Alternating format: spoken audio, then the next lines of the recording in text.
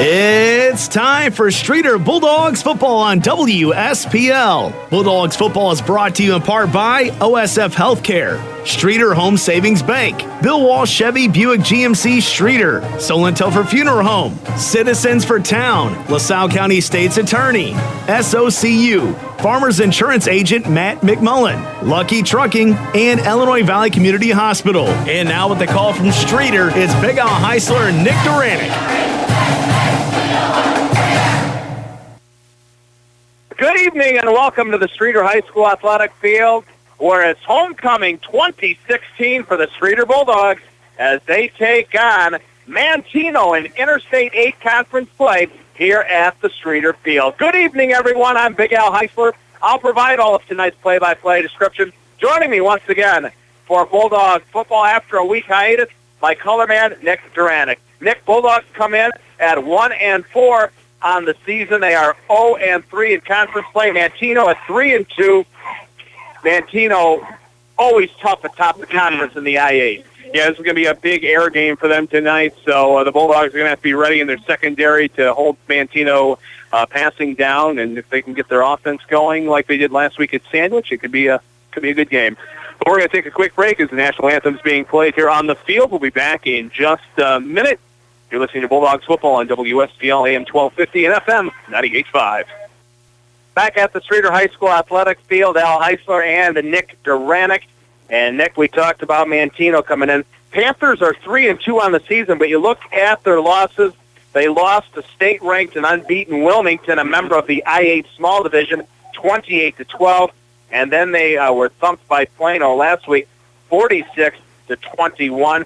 But you look at that ball game, Manteno had a 21-0 lead to open up that ball game. Plano scored the last 46 points of that contest. Yeah, that was a tough loss for them to take out. And Coal City, as we learned a few weeks ago, is a very strong offensive team. And you got those two between Coal City and Plano going at it tonight on that side. So it'll probably prove to be a good game at Plano tonight. But it'll be a very interesting game, as we were just talking before we went into the break. Again, Manteno is very offensive heavy, including when they take to the air. And we'll see what the Bulldogs can do, at least in the secondary. They've got the tunnel lined up, the cheerleaders, Streator Hut band, and here come the Bulldogs. Bulldogs in their home, a red uniform. They have the red jerseys, the red helmets, white pants, white numerals, and white pants with the red trim. Panthers from Manteno, purple and white. They'll have the purple helmets, the white jerseys, purple numerals, and the purple pants. Nick, last year's contest, Manteno defeated Streator by a score of 41-7. Manteno opened up the scoring. Streator would tie it at 7 on a 5-yard touchdown catch by Chad Moyer. As you remember, a weather delay stopped early in the second quarter. After the delay, it was all Manteno. They scored a touchdown to lead 14-7 at the half. They opened up the third quarter with an onside kick. Then they scored right after that on a 44-yard pass to go up 21-7. They would add another touchdown to go up 28-7 at the end of the third. They added 2 more scores in the fourth quarter. They win that one 41-7. It just made it a very tough game for them last year. I mean, Streator had a lot of momentum after they tied it back up at 7-all, and I think that weather delay, if I remember correctly, went for a good hour and a half before we actually were able to get started back up and ready to go. And the Bulldogs just came out flat against the Panthers last year after that weather delay. So, it's a new year. It's homecoming on top of that, so you got a nice electric atmosphere here going, a good crowd out here. Looks like the Streator side is full. You got a good amount of student section. Manteno traveled out pretty well at the same time, so we're ready to go for a homecoming night. And Streator looking to end the losing streak on homecoming. The Bulldogs have not won a homecoming game since 2009 when they defeated Woodstock North 21-0. Bulldogs will kick off. Manteno will get the ball to start the ball game. A low-line drive kick will be taken at the 10-yard line. Straight up the middle, a little bit of running room for Terrell Calvin, and he's their leading receiver, and he had a burst of speed, Nick, once he got past the 30-yard line, and he went straight up the middle, out past the 40-45, near the midfield stripe, where Manteno will have excellent field position at their own 48-yard line. Once again, Manteno at 3-2 on the season, 2-1 in conference play. Calvin is one guy that I was heard that is a very good speedster, as we just saw there. He ran it for a good 35, 40 yards, and that was a great special team start for the Panthers to give them great field position here on their first drive. And their quarterback's a good one, Gavin Zimbelman, a 5'10", 173-pound senior. They'll have a 4-receiver set. Shotgun formation, and the give to the running back, and that'll be Stevie Silva. Silva off the right side, across midfield, into Bulldog territory, dropped at the Streator 47-yard line. It'll be a pickup of 5 on the first down play.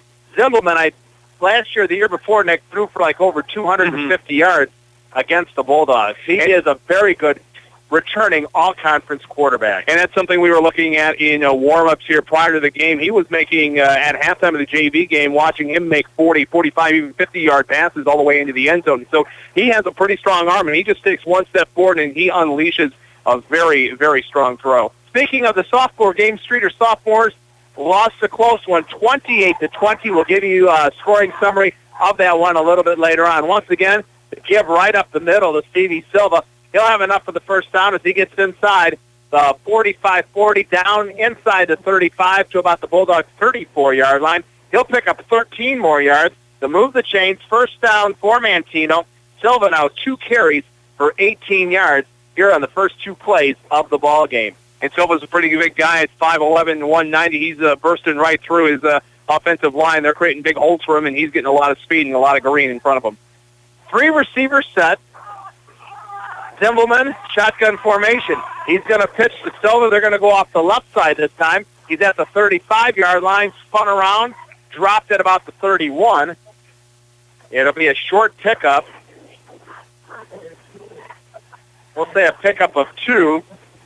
And a team that usually comes out throwing the ball, Nick, has run it here the first 3 plays of the contest. And that was a nice pick up there by the Bulldog defense. They put a couple extra guys in the box, and they were able to pick up on that pitch and toss off to the left side, and they only gave them a couple of yards there. 2nd and 8 for Manteno. They'll give it to Calvin, the speedster. Takes the handoff on the jet sweep. Oh, and he took a nice shot as he got inside the 25. Cooper Melvin. Chad Moyer there for the Bulldogs. Melvin came in and put his shoulder right down into his chest, and that was a great, great hit there by Melvin on the solo tackle. That'll be a pickup of 7 for Calvin. His first carry of the ball game. 3rd and 1. Manteno at the Bulldog 23-yard line. 9:46 to go here, opening quarter play. 3-receiver set. Zimbelman, shotgun formation. Will hand straight up the middle to Silva, and Silva will be rodeoed down by Isaiah Dukes, the 6'1", 260-pound senior. We'll have to wait and see where they spot it. It looks like it's going to be enough for a Panther first down, as they have it at the 21-yard line. Needed a yard, picked up 2. And Dukes did a good job of picking up the run there. He came around the line and was able to come right up behind Silva and led him just to a couple of yards, but it was a short yardage situation for the Panthers, so it's just enough for the first down. They move the chains, start the clock, 9:21 to go first quarter. Manteno at the Bulldog 22-yard line. They'll say a fake. Now they'll throw the fade pass to the corner of the end zone. Diving stretch, incomplete pass. And it looks like that was for the speedster, Calvin. And right there was just a great example of Zimbelman taking one step, and he just heaved it right towards Calvin right there. Just a little too far out of his arms, though. Calvin made a full extension to try to go for that ball, but it was just a little too much. First pass attempt of the evening for Zimbelman. 2nd and 10 at the 22-yard line. No score. Opening quarter play here at the Streator Athletic Field. Homecoming 2016 for the Bulldogs. Once again, 3-receiver set, 2 to the far side. Zimbelman, shotgun formation. Will give to Silva. Right up the middle. Now cuts it back inside the 15, down to the 12, and he's going to be close to another Panther first down. Silva's doing a real good job here for the Panthers. He's been able to use his vision really well. He's been picking up the big holes that his offensive line's been giving him, and he's been getting a few yards every now and then, too. Third, very short at the Bulldog 12-yard line. 9:01 to go first quarter. Actually, they're giving him a first down. Oh, they did give him the first down. I thought he had 10 yards. They had that marker right there. Yeah, originally, the chain gang wasn't moving, and then a couple seconds later, the ref told him to move on down. Cooper split wide to the near side for Manteno. They're going to give it to Silva straight up the middle, and he'll be dropped at the 10-yard line after a short gain of 2. He's been the workhorse, Nick, here on the opening drive. 6 carries for 34 yards. Now we got an official's timeout. Official's timeout. Somebody getting up slowly, one of the offensive linemen for Manteno, and that will... Can't see the number there. Looks like 68 maybe. No, I believe it's Chase Jernigan, the right guard, getting up in 67.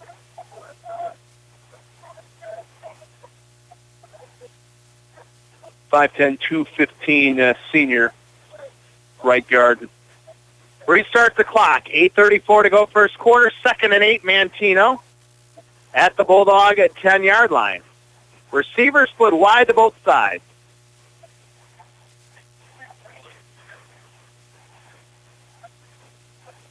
Now Brandon Steele in the backfield, the 5'8", 170-pound junior.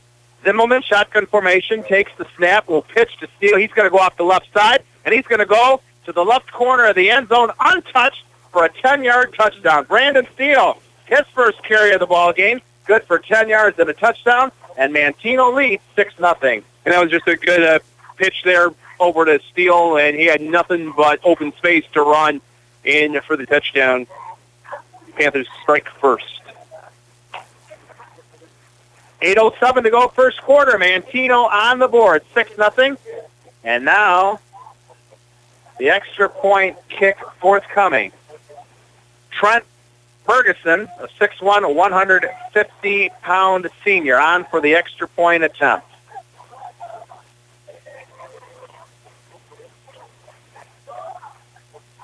Snap back, hold down, kick is up, and it is no good.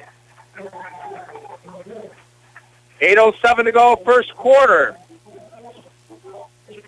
Manteno leads 6-0. Kickoff after this. You're listening to Bulldog Football on AM 1250 WSPL and FM 98.5. This game is brought to you by your friends at the Bill Walsh family of dealerships in Ottawa, Peru, and Streator, where support of high school athletics has always been an important part of our community focus. If you're looking for the best quality new and used vehicles, turn to Bill Walsh and BillWalsh.com, where you'll always find at least 1,800 vehicles from 27 manufacturers, along with nice people, unbeatable service, and the best advice, all at the right price. Bill Walsh and BillWalsh.com, your hometown dealer. We're powered by service. Back at the Streator Athletic Field, Al Heisler and Nick Duranick, an impressive drive for Manteno.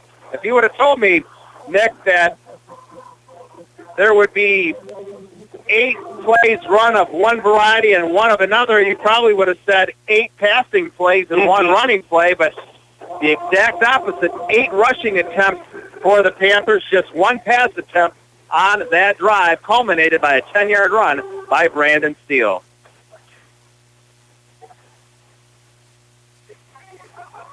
And the kickoff taken at the 20-yard line for the Bulldogs. Return straight ahead to the 30, 35, and still moving. Moving the pile out past the 35 to the 37. Good kickoff return. And that's something we're looking to see from the Bulldogs. I know special teams has been kind of a bit of a choppy thing for them over the recent weeks, but, starting off well here is always a good sign to see, at least on the opening drive, and hopefully that is something that can culminate that for them throughout the rest of the game as well. And that nice return for the Bulldogs by the sophomore, Lucas Shurisky, a 5'10", 180-pound sophomore. Bulldogs have it. Streator will go from right to left here in the first quarter, down 6-0, and not much running room there. And Dawson McStoots gets up off the pile, and it's going to be probably no gain. 2nd and 10, Bulldogs. Nick, as we get time, we have Homecoming Court 2016 here this evening. And we do know the winner already. Well, I know. Which we'll mark down here shortly. But yeah, we can't just say it. Well, don't say say we. Say you know who the winner is. I don't.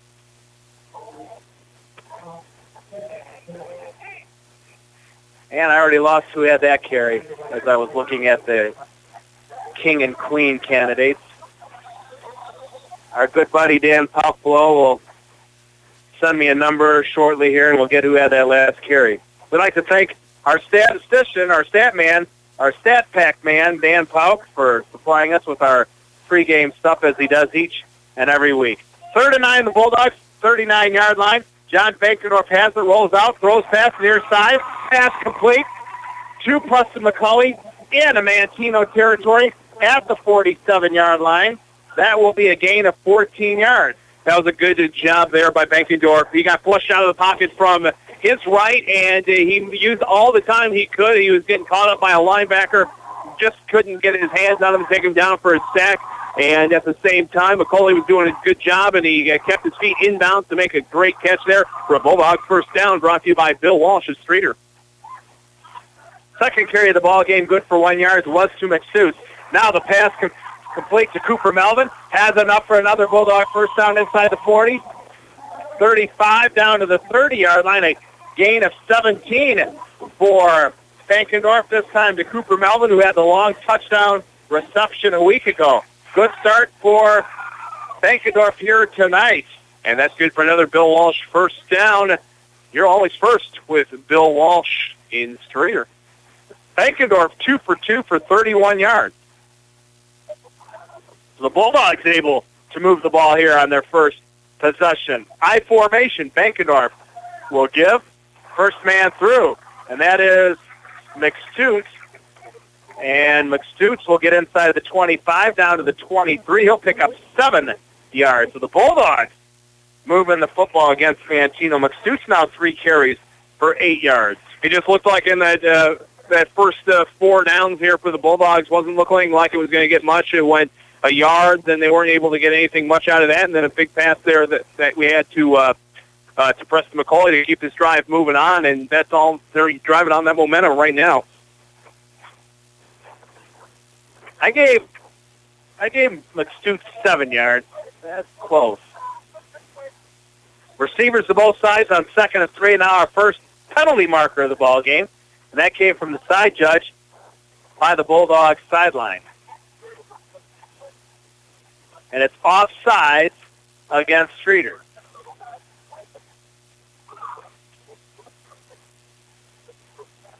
A 5-yard walk-off. And I'll make it 2nd and 8. I just don't want them to start getting these little silly penalties in here. They got all the momentum coming forward for them right now, and taking a few yards out, a 5-yard penalty, not much, but it could still add to something, and just don't need that right now. 2nd and 8 at the 28. Receivers to both sides. Give to the second man through. McStoots get to about the 26, a 2-yard gain. That might have been Dunkelberger. Yeah, I think that was Dunkelberger. His first carry of the ball game for 2 yards. Todd Dunkelberger, the 5'7", 210-pound senior. As Bankendorf comes to the near sideline to get the call from head coach Brian Hassett. Now he jogs back to his teammates, gives them the play, and now they get to the line of scrimmage. Colton Grace, the 6'2", 180-pound junior, split wide to the near side on 3rd and 6. Bankendorf looks for him, has him, breaks the tackle at the 22, inside the 20, down to the 18-yard line. He'll pick up 8 yards, and that'll be enough for another Bulldog first down. Great job there by Colton Grace. He was able to shake off a few tacklers there and gain about probably 3 or 4 extra yards there shaking off those extra tacklers, enough for the Bulldog first down, brought to you by Bill Walsh and Streator. And it was just a great heads-up play there. And Bankendorf, once again, utilizing the extra time that his blockers were giving him to get the ball out, and it was just enough for the next first down there. 4:16 to go first quarter. Streator the ball down 6-0. Bulldogs in the red zone at the 18-yard line. McCauley man in motion to the far side. Receivers deep side. Bankendorf takes the snap, rolls out right. Looks, doesn't have anybody. Now he's going to keep it inside the 15 down to about the 10. Takes a shot, rolls onto the track. He gets up. He's okay. And they're going to spot it at the 11-yard line. That'll be a gain of 7 for Bankendorf on his first carry of the ball game. Great eyes there by Bankendorf, noticing that he's not getting anyone downfield that he can get the ball to. And this time, again, has his little extra time from the right side of his blockers. He was able to get some green space up front and get a few yards. Under 4 minutes to go here in the first quarter, Nick. Manteno leads 6-0, but the Bulldogs in the red zone. 2nd and 2 at the 11. 3 receivers to the near side, single receiver to the far side. And they're going to give to the first man through inside the 10 down to the 7. And that'll be Mcstute. Just enough for a first down. Brought to you by Bill Walsh in Streator. Let Bill Walsh help you drive away in the new Chevy Buick or GMC you've always wanted. We're looking at some similar stats here now, Al.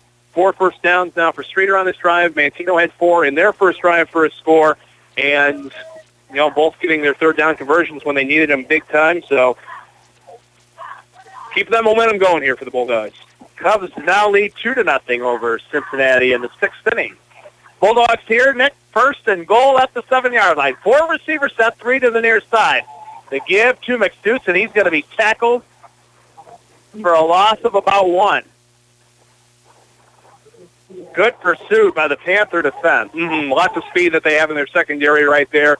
And that time it really did pay off for them. They were able to put a couple extra guys in the box, send an extra guy on the blitz, and not get any much rushing room there for the Bulldogs.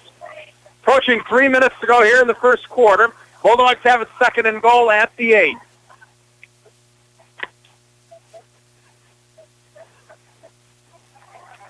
I formation. John Bankendorf under center. Twin receivers to the near side. Bankendorf fakes. Now will throw. Has a receiver in the end zone. Touchdown, Bulldogs! Colton Grace with the 8-yard touchdown catch, and we are tied at 6. Good job by Colton Grace to take advantage of the height he had over his defender there. Jumped up, made the catch, brought it down, and touchdown Bulldogs. Bankendorf to Grace, and we are tied at 6. 2:48 to go first quarter. And Alonzo Flores on to try to give the Bulldogs the lead. Snap back, hold down, kick is up, and it is good. Bulldogs lead 7-6. 2:48 to go first quarter. Homecoming 2016 for Streator. We'll have the kickoff right after this. You're listening to Bulldog Football, AM 1250 WSPL. Teamwork, that's what it's all about. Hi, I'm Brian Town, LaSalle County State's Attorney. Whether it's on the field of play or in the State's Attorney's office, a team that works together wins together. And so, that's why we salute all the Streator Bulldogs players and coaches, parents, cheerleaders, band, Streatorettes, and fans for the hard work and dedication that goes into a winning season. Good luck to one and all from your friends and fans in the State's Attorney's office. Paid for by Citizens for Town, State's Attorney. Because experience matters. Big Al Heisler and Nick Duranick back at the Streator Athletic Field. Streator leads Manteno by a score of 7-6. And Nick, all Bulldog touchdowns this year brought to us by Farmers Insurance. Farmers Insurance agent Matt McMullen. We are farmers. We are Streator. Stop in and see Matt today and see what Farmers Insurance can do for you on North Monroe Street in Streator. They're on Main Street. We still haven't changed it. Do you want me to cue you up for the jingle there? No, I'm ready. All right. We are farmers. Bum, ba-dum, bum, bum, bum, bum. Flores gets his foot into a nice kick. It'll be taken at the 14-yard line by Brandon Steele. He goes east and west to the far side. Penalty marker down. And it looks like it's going to start even further back as the marker down at the 30. If it is a legal block, it'll probably go to the 20, maybe to the 15. It was either a Silva or I believe a 52 there, Adam Miller talking with the officials there. So he might be the guilty party there as we got, actually it was a holding call going, I would imagine, against their number 52, Adam Miller. So that'll bring it back 10 yards from the spot that it happened. So Bulldogs defense will get the Panthers deep and ready to go. You're speaking about the Cubs just a moment ago, 2-0 there. Wife and I are actually heading down to Cincinnati tomorrow morning to go see them play tomorrow afternoon. Oh, wow. When's the bullpen by committee? Was that today? Yeah, I believe it was Buchanan starting today, but right now, at least scheduled for tomorrow, is Lester. But we'll have to see what happens there at least. And I would imagine, though, Lester will get his start tomorrow. Hendricks will get his start on Sunday just so they can get a little warm-up before the playoffs start next week. Manteno will start at its own 15-yard line. 4 receiver set. Zimbelman, and now we got a penalty marker down. And Nick, that touchdown pass from Bankendorf to Grace, the first point the Bulldogs have scored in the first quarter this season, and it comes in week number 6. Streator had been outscored 41-0 in the opening quarter this year. Not the best stat to hear, but at the same time, breaking that streak of scoreless streaks in the first quarter is always even better to put down on the sheet. There's a false start there on the left side there for the Panthers as they move back 5 yards. They run it off the left side. I believe that was Silva for about a yard or so. And it looks like if that's him, he's having a hard time getting up. Maybe not even a gain. I think that was Silva that made that run there. Alec, while we got this officials timeout, a couple of scores to look at the Solon Telford Funeral Home scoreboard after one. Leroy is over FCW right now, 32-0 in Braidwood. This is actually in Seneca, I believe. Reed Custer and Seneca tied at 8 in the first quarter. After one, it's Marquette all over Elgin Westminster Christian, 30-0. That one also after one. And in some other I-8 games right now, Plano's over Coal City right now, 8-0. Piatone all over Westmont, 28-0.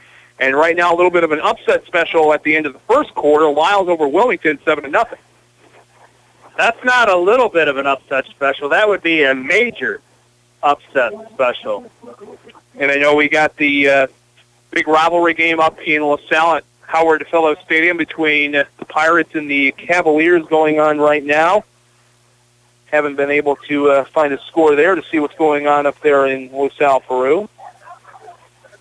Do we have a Redbud Breeze Central score? That's the other one I'm looking for to see if we can find that up. A pair of unbeaten and state-ranked teams doing battle for Redbud's homecoming.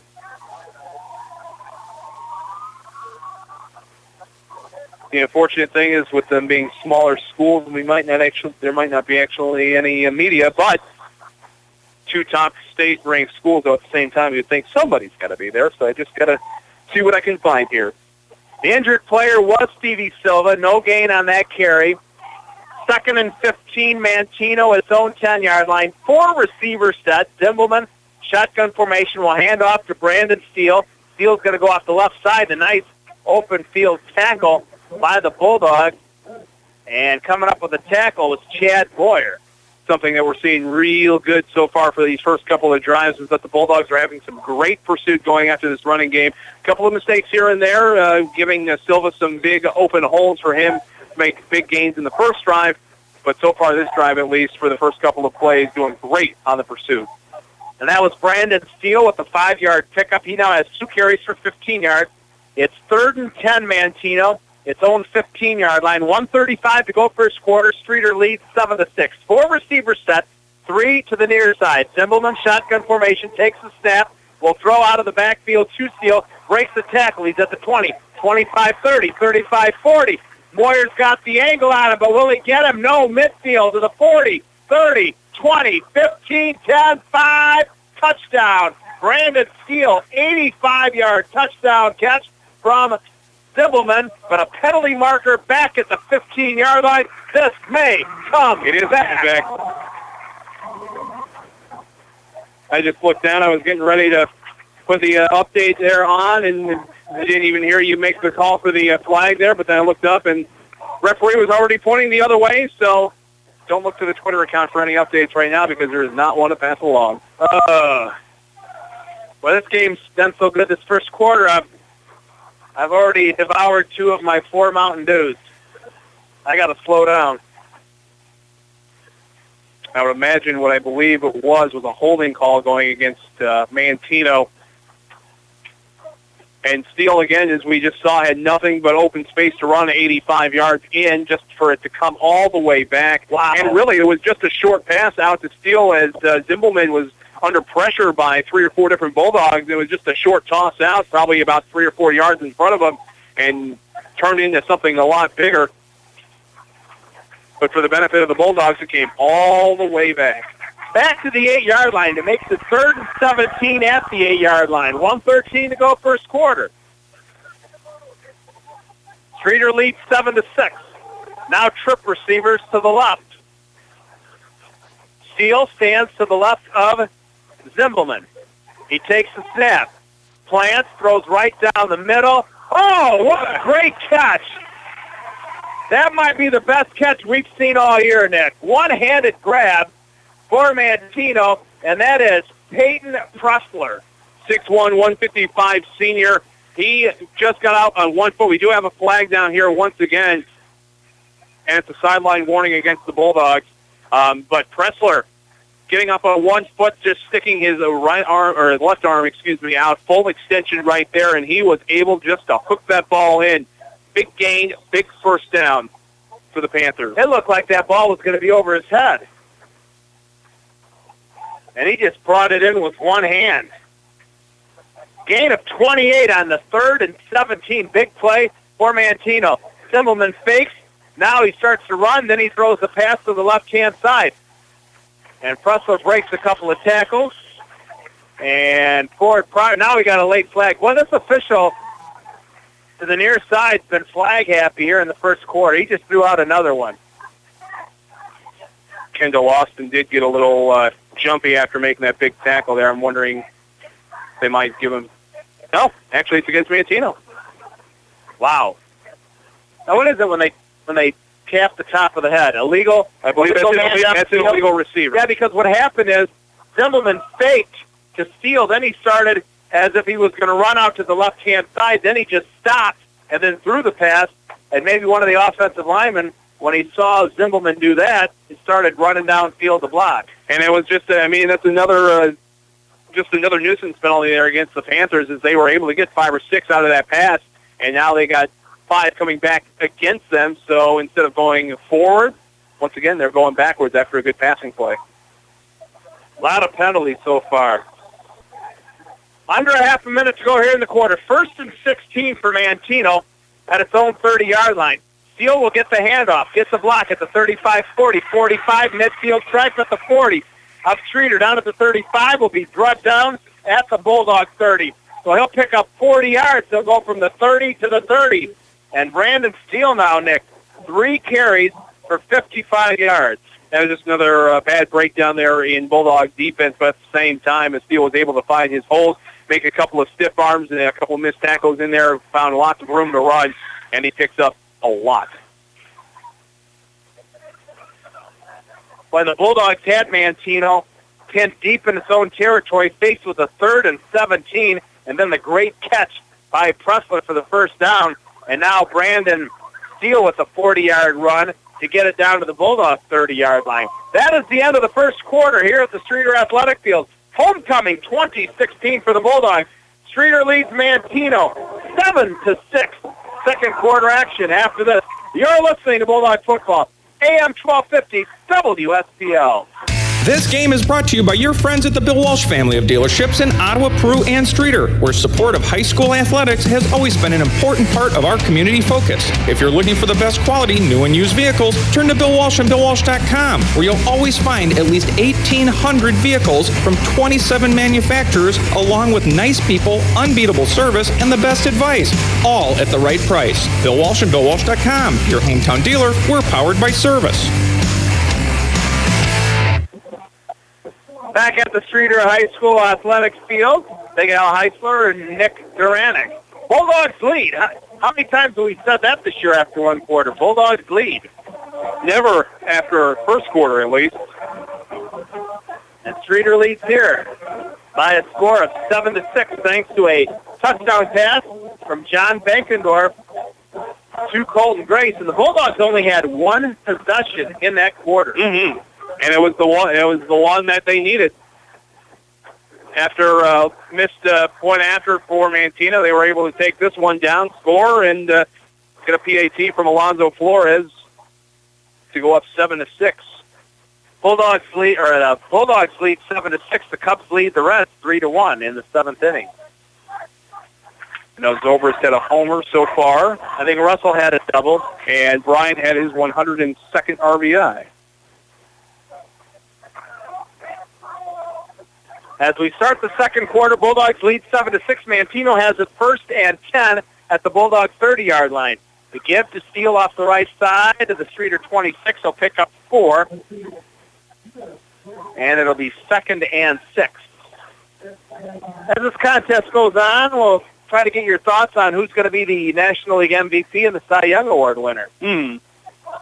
Cubs might split up a lot of votes in both of those categories, and somebody could sneak in. Well, I know the top two MVPs that folks are looking at are the combination of Bryizzo right now. But I wouldn't be surprised to see maybe Nolan Arenado from the Rockies up in that running for the MVP this year as well. 2nd and 6, Manteno. Bulldog 26. 4 receivers set, 3 to the near side. Zimbelman takes the snap. It's looking left. Now he's going to run it. No, he's going to stop and throw. Has a receiver open. He's got it. That's Steele. He's inside the 10, down to the 5, and stops finally at the 4. And that'll be a 22-yard gain. And going on that note, I believe I saw a stat fact yesterday that Arenado is the only other Rockies player in the history of the franchise to hit 40 homers and 130 RBIs in more than one season. And the only other guy that they gave that to was Andres Galarraga back in the 90s. 1st and goal. And they're going to spot it. Where at? It looks like the 2-yard line. At least according to what I'm seeing here from the near judge. They give him at the 2-yard line. Scoreboard has him at the 3. Haji has him at the 3. So we'll say 1st and goal, deep in Bulldog territory. Zimbelman takes the snap, hands to Steele, bounces it from off the middle to the outside. Touchdown, Manteno. Bulldogs had the initial hit on him, but a good second effort by Steele as he bounces it off the right side. He'll go into the end zone. We'll call it a 2-yard touchdown run. We'll go with your assessment. Steele was starting to go down on that second effort, and then he just stretched out his arms and was able to get it just over the plane into the Panther touchdown. Brandon Steele, his 2nd-yard touchdown run of the ball game, and Manteno retakes the lead 12-7. They're down to the 2, so that had to be a 24-yard completion by Zimbelman. I think I gave him 23.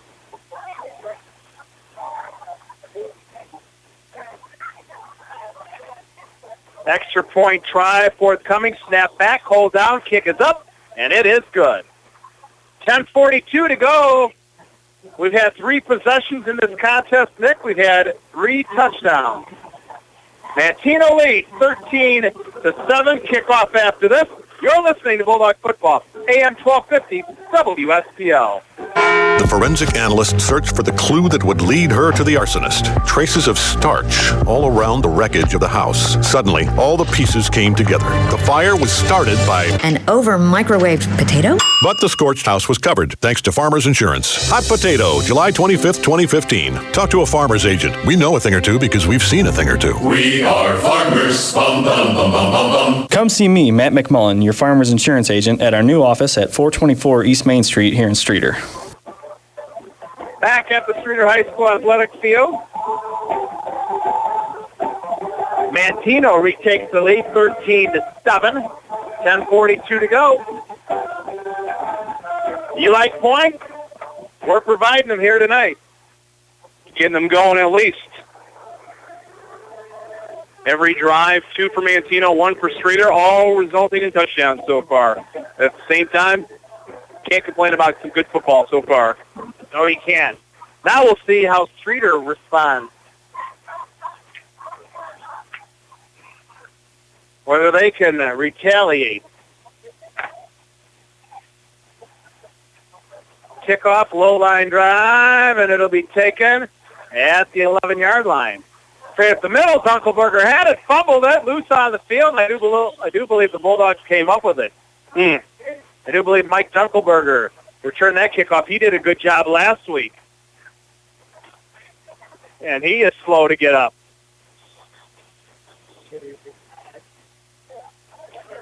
That's something you want to see either on the return there, and Mike's been doing good on the special teams and also defensively so far this year, and he hasn't been moving too much down there, at least as Brittany goes out to look at him.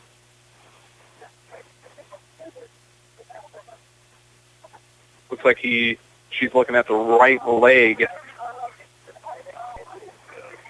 10:35 to go in the first half. Streator trails Manteno 13-7, and it is Mike Dunkelberger, and he's going to walk off under his own power as he's limping. It looks like it may be the right ankle.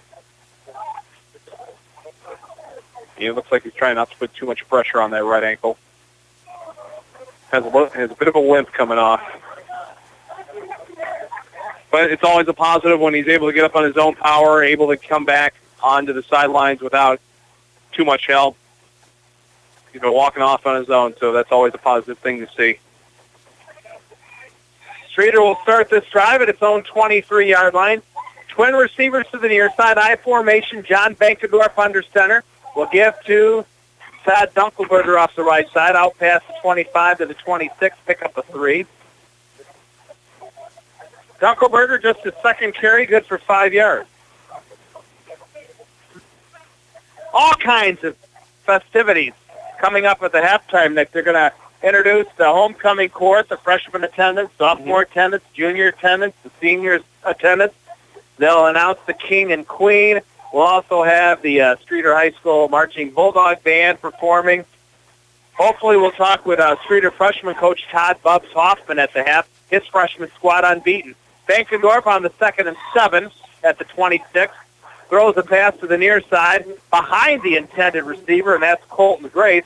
First incomplete pass of the ball game for Bankendorf. He is now 4 of 5 for 47 yards and a touchdown. That one just going in and out of Colton Grace's hands. It looked like he, as you mentioned, went behind him. He started to turn around, got into both of his hands, and just flailed right out. It was a good coverage there. I believe that was number 58, Nick Hernandez, the 5'10", 260 senior right there as well. 3rd and 7 for the Bulldogs, now at their own 26-yard line. Preston McCauley man in motion, and now we've got a marker coming up. And it'll be against the Bulldogs, and that'll push them back to their own 21-yard line, making it 3rd and 12. I believe that was Brandon Durden that made a little bit of an early jump there on the right side. A lot of good college football games tomorrow. I think there's 3 games involving top 10 teams, and I don't know if that's ever happened before. That's 6 of the top 10 teams are playing each other tomorrow.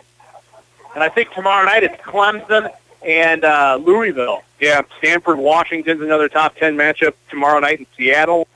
So that would be a good Pac-12 matchup right there. Bankendorf rolls out to the left, stops, now throws has a receiver open. That's Chad Moyer. Breaks the tackle at the midfield stripe. He's off to the races. To the 40, 30, 20, 10, 5. Touchdown, Bulldogs. 79-yard strike from Bakeendorf to Moore. And the Bulldogs lead by a score, tied now at 13 apiece. What a great job there by Chad Moyer to grab that ball. He had a couple of guys around him, was able to shake him off, and then he had nothing but open space in front of him. He had one man to beat, and he did it. What a great pickup there by Chad Moyer to get into the Bulldogs touchdown.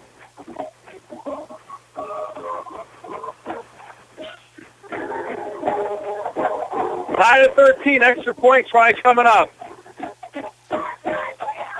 9:39 to go.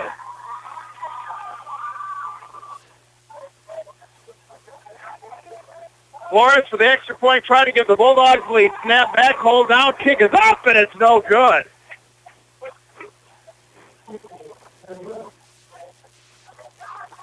So we're tied at 13 with 9:39 to go after the 79-yard strike.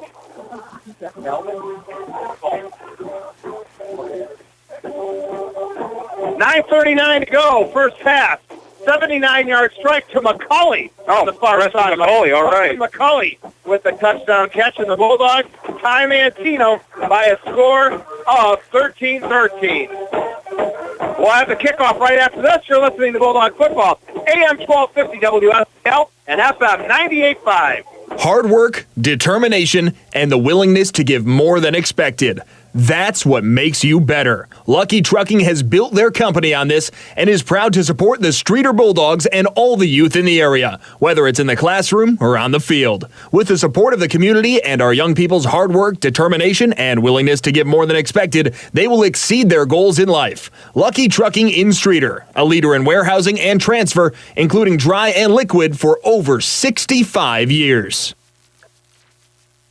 You want excitement? We have it. Homecoming 2016 Streator and Manteno. 4 possessions, 4 touchdowns, 2 made extra points, 2 missed extra points.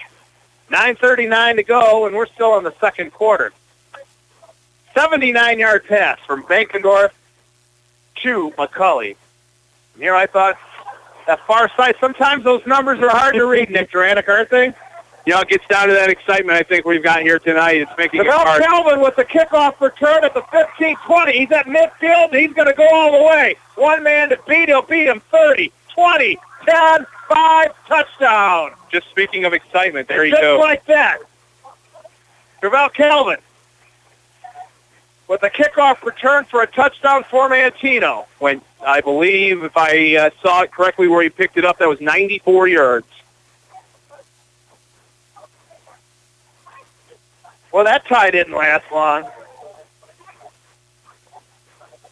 I was just watching the special teams for Manteno. They picked up on every single block that they could to give Calvin as much space as he could get.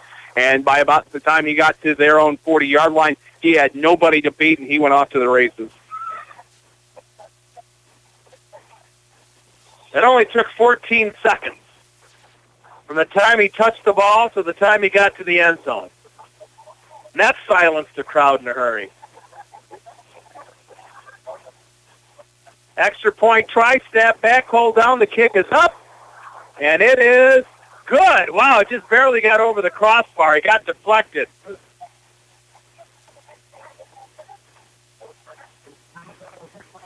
The action, fast and furious. I'll think, holy smokes. You got great speed going both ways. You got great arms going both ways. Great blocks both ways right now. I mean, you couldn't ask for these teams to be playing any better than they are right now. No. Wow. We still have 9:25 to go in the second quarter. We've played a quarter. We've played not even 15 minutes, Nick. And we've got 33 points. We're averaging 2 points a minute. Well, that's what we were talking about earlier, is Manteno's a high offense, and if Streator can come back out with the offense they had last week against Sandwich, it could turn into one of those games where the shootout going back and forth. And again, we still haven't seen one punt in this game, one turnover yet in this game either. I'll just knock on the wood right here, though, since we're going back to a Bulldogs drive coming up. We'll give you another stat to pass along on the Bulldogs right after this kickoff. And it's to the far side. Dunkelberger will chase it down at about the 4-yard line. Can he duplicate what Kelvin did? No, he's going to get buried before he gets to the 15-yard line. Well, last week, Cooper Melvin scored on a 77-yard pass from John Benkendorf. It was the longest passing scoring play since Tyler Wargo scored on an 80-yard pass from Connor Armstrong versus Dixon during the 2009 season. Well, that 77-yard pass just got eclipsed by the 79-yard pass from Benkendorf to Preston McCulley. So we're breaking streaks here. We broke the streak of the Bulldogs not scoring in the first all season. Now I got the second longest pass play. Well, since 2009. Since 2009, at least. Bulldogs first and 15. Benkendorf fakes. Now will throw. Has the man at the 20-25 out to the 30-yard line. And the pass is complete to Kendall Austin. And that'll be out to the 29. That'll be a 14-yard. Benkendorf now 6 of 7 for 140 yards and a couple of touchdowns. That's another Bill Walsh first down here for the Bulldogs. You're always first with Bill Walsh, Chevy, Buick, and GMC in Streator. And the give straight up the middle. And that'll be enough for the first down. And that'll be McStutz. And we forgot after that last one, all Bulldog touchdowns brought to us by Farmers Insurance and Farmers Insurance agent Matt McMullen. We are Farmers. Bum, ba-dum, bum, bum, bum, bum. I'm glad you picked up on that, at least, because I completely forgot. Yeah, see? Yeah, we got all the excitement going here tonight. There's a lot of excitement going on. It's homecoming. I didn't buy a mum yet. 2nd and 8 at the 31-yard line. Give to the first man through, and that's McStutz. Nowhere to go. 2nd and 10.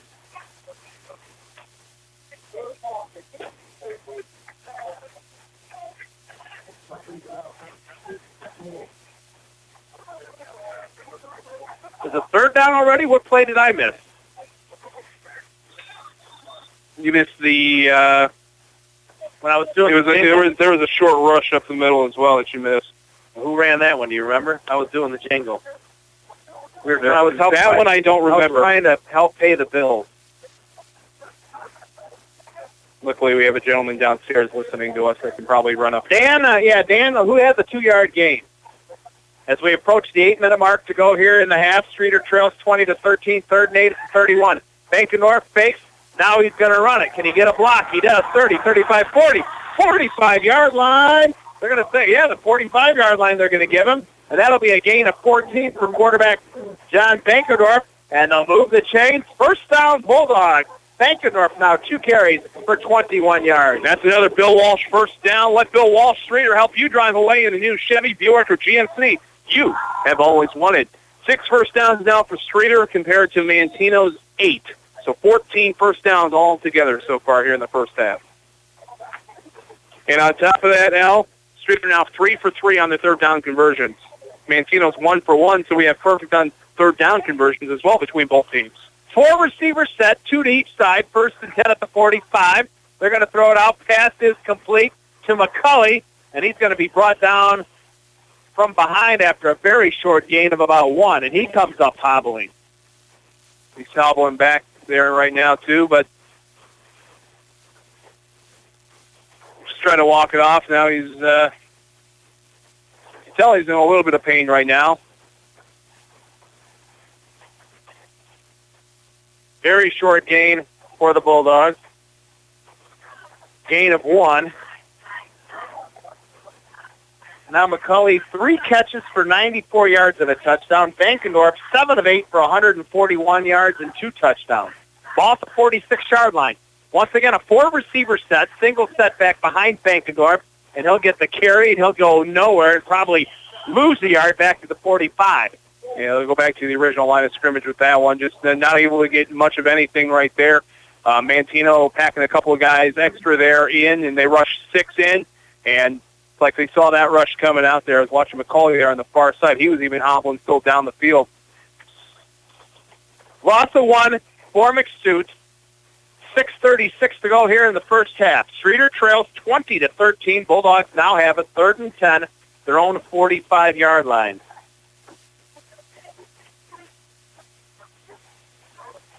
And I got it wrong. Actually, that Stanford-Washington game's tonight, not tomorrow. Cooper Melvin split wide in the near side. Chad Moyer split wide in the near side. McCauley now man in motion in the near side. Now we got another penalty marker down. We'll get another false start coming out of this one.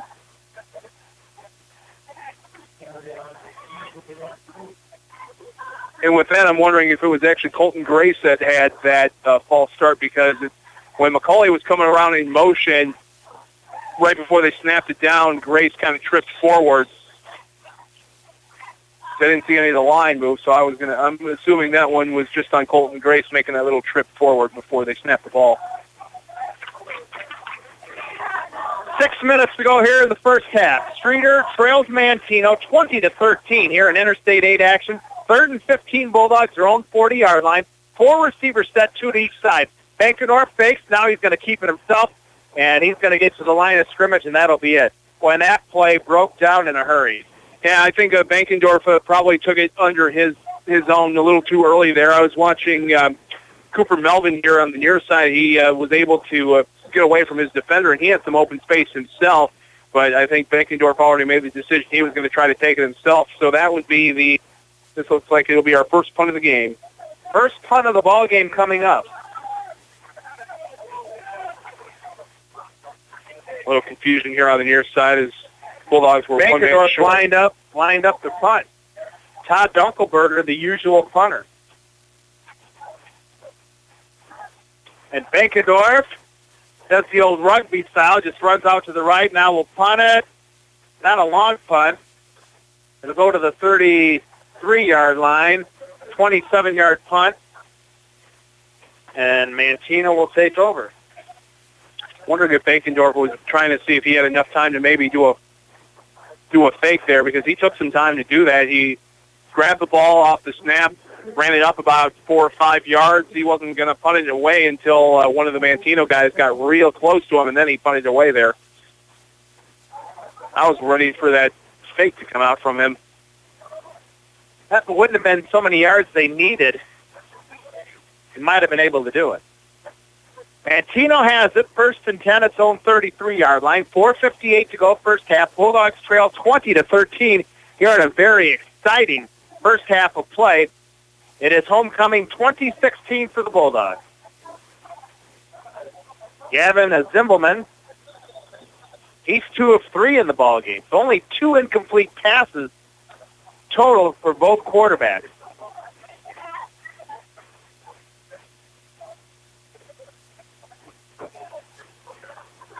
Now we had an official timeout, a 5-yard walk-off against Manteno.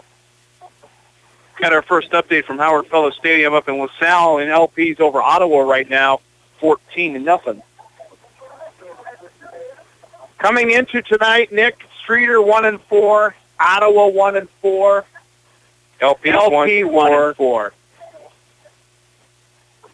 Ball at the 27-yard line. Zimbelman pitches to Steele. Steele off the right side to the 20 or to the 30-yard line. He'll pick up 3 yards. 6 carries, 64 yards, a pair of touchdowns for the junior running back.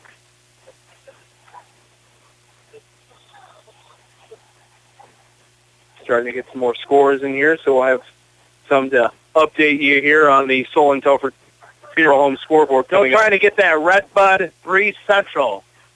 See, that's 2 unbeaten in state ranked team. That's the one I've been desperately searching for, but still not finding any tweets or nothing coming out online, at least for it. But I'll keep looking here.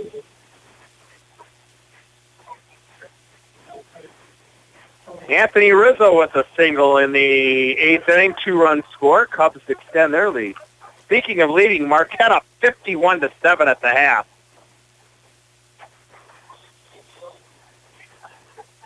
I believe it's homecoming night also for Marquette. It's a homecoming A lot of homecomings tonight. 3rd and 11 for the Panthers at their own 32 clock running, 3:37 to go first half. Big play here for the Bulldog defense. 3 receiver set. Zimbelman shotgun formation. Will fake to the running back. Now throws right down the middle. The pass is incomplete. McCulley on the coverage. Pressler was the intended receiver. McCulley doing a great job there in his coverage. It was just a man-on-man thing there with Pressler. He was keeping right on his tail there, stuck out his right arm to knock it down. Pressler would have had plenty of room there to get his first down, but McCulley denies him. So now we go one way with Streator. They punt. Next drive for Manteno. They're going to punt it away now. Ben Zobrist, the 2-run homer. Cubs lead 7-1 now. They better not get all that excitement out tonight, at least.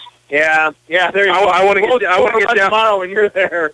Bulldogs call timeout as Manteno has the 4th and 11. Yeah, they score 7 runs tonight. You'll go there tomorrow, and they'll get shut out. 3:28 to go in the half. Bulldogs trail 20-13.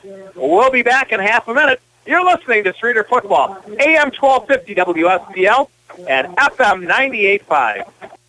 The IVCH medical staff is now even stronger with the addition of longtime orthopedic surgeon Dr. UK Sinha. Dr. Sinha will share his talents throughout the Valley from his Streator office. With more than 30 years of experience, Dr. Sinha is focused on exceptional outcomes with compassionate care. Considering joint replacement or other orthopedic surgery? Call Dr. Sinha for an appointment at 815-672-2829. Learn more at ivch.org. IVCH, community values extraordinary care.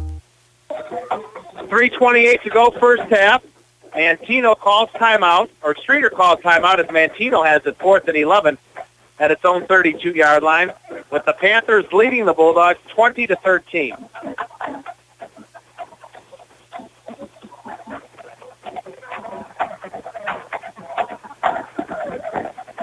Trying to see who's deep to receive the punt for the Bulldogs. Need him to turn just a little bit. Typically it's McCulley that's been back this season on punts. So that's my guess. High snap, punter gets it corralled. And that's actually... And it's Dunkelberger. Oh, the ball hit Moyer in the back, and Manteno's recovered it.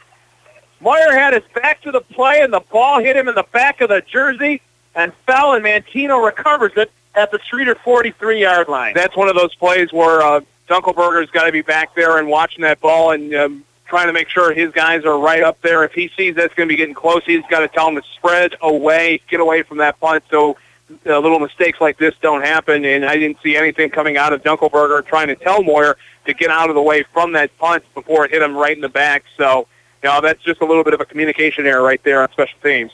And Manteno will have it at the Streator 42-yard line. If I'm the Panthers, I go to the end zone right now.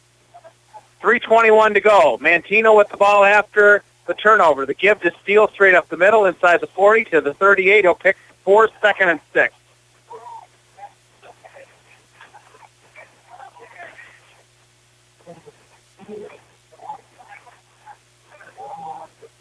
We'd like to thank a couple other sponsors here on WSPL, making it possible for Bulldogs football this season, including OSF Healthcare, Streator Home Savings Bank, SOCU, and Citizens for Town, LaSalle County State's Attorney.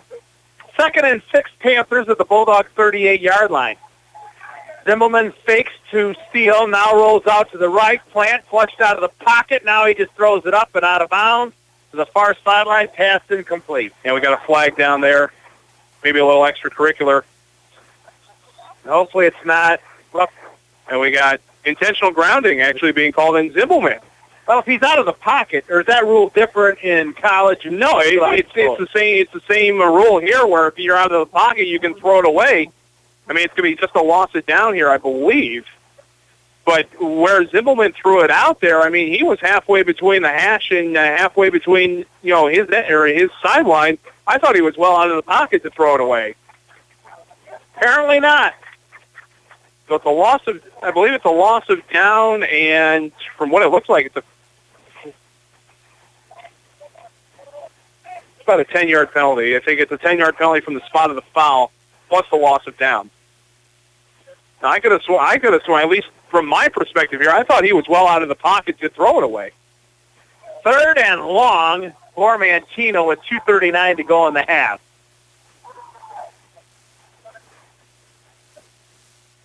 Originally, when he threw that flag out, I thought there was a little extracurricular going there with the tackle. 4 receivers set, 2 on each side. Zimbelman takes the snap, will throw. It's a little screen set to steal. It worked perfectly the last time, and it works this time. Midfield 40, 30, far sideline 20, 15, 10, 5, touchdown.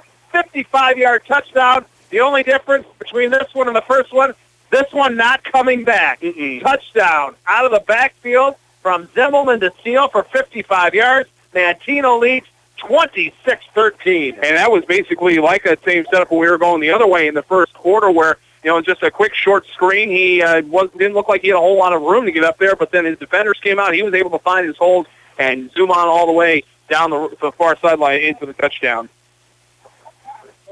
So the turnover haunts the Bulldogs.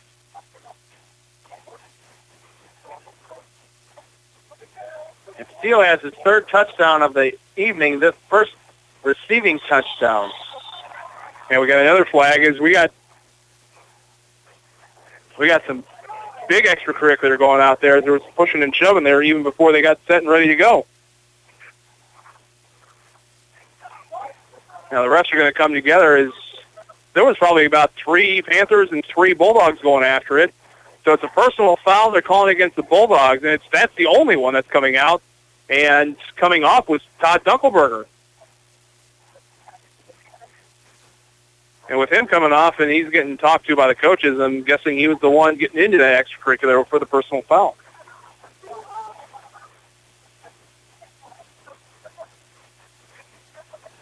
He's had a few unsportsmanlike conduct penalties this year. Personal foul, Streator. That's the only one they're going to call. 2:26 to go in the half. Manteno now leads 26-13. It's all about just keeping the attitude in check. I know you just gave up a big drive, but by no means large or far is this a blowout or is this a runaway game yet. I mean, we still got a couple minutes before halftime to go, and you still got 2 more quarters of football to go. No need to get those emotions out of check right now.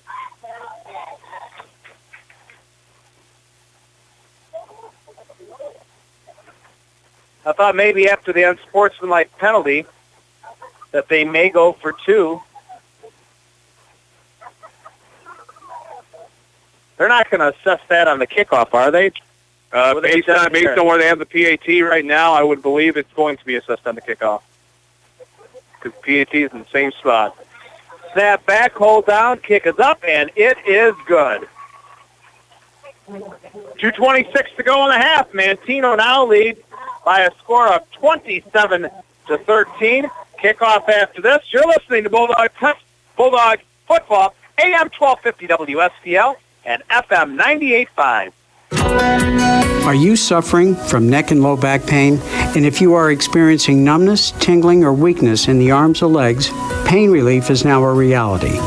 If you've been told that you need surgery to relieve pain or that you have to learn to live with it, please listen. I'm Dr. Don Mamano. Here at our office, we use the latest pain-free technology, including the Cox procedure as well as superpulse lasers to relieve your pain due to herniated, bulging, or ruptured discs. You don't have to suffer unnecessarily. We're here to talk with you about your neck or low back pain and answer your questions to see if our procedures are right for you or those you care about. Please call our office for a no-cost consultation. Contact Dr. Don Mamano at his office on Gemini Circle in Ottawa. Call 434-5555 or go online at drmamano.com. That's drmamano.com. So, in the half, Manteno leads 27-13. Panthers take advantage of the miscue on the punt that hit the back of Moyer and recovered by Manteno. Now with the ball at the Bulldog 45-yard line, do you try an onside kick? That's what they're doing. And they do. They get the nice hop, and the ball's loose, and the Bulldogs will recover it at about their own 28-yard line. Well, that was probably the best onside kick try I've seen by a high school player in a long time. It took the great hop, and a Manteno player actually got his hands on it, but then couldn't control it, and it was fallen on by the Bulldogs. at the 29-yard line. Whoever was at the front there, it kind of clashed between the Panther kicker or the Panther and the Bulldog right there, and it went backwards and was able to be fallen on right away by the Bulldogs. So that could have been disastrous, as that was being kicked. If you're kicking in, their own territory, that's prime time for you to try for that onside and get another quick score. Hagendorf's pass on 1st and 10 falls incomplete. He is now 7 of 9 for 141 yards. 2:19 to go in the half. Bulldogs trail 27-13. Long halftime coming our way here tonight. Boyer and Melvin split wide to the near side. Grace split far to the far side. McCauley also to the near side. Bankendorf shotgun formation. Is going to air it out to the far side to Colton Grace. Throws it up. Good coverage. Pass incomplete. 3rd and 10. 2:13 to go in a half. Bulldogs down by 14.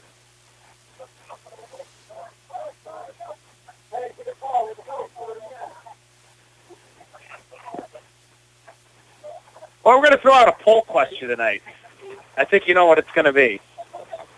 If you've got my cell phone number, listeners, let me know what you think. Do you throw a can of tuna in with your macaroni and cheese? That's one of my favorite things to do if I have it. First time I did it, never went back? Never went back.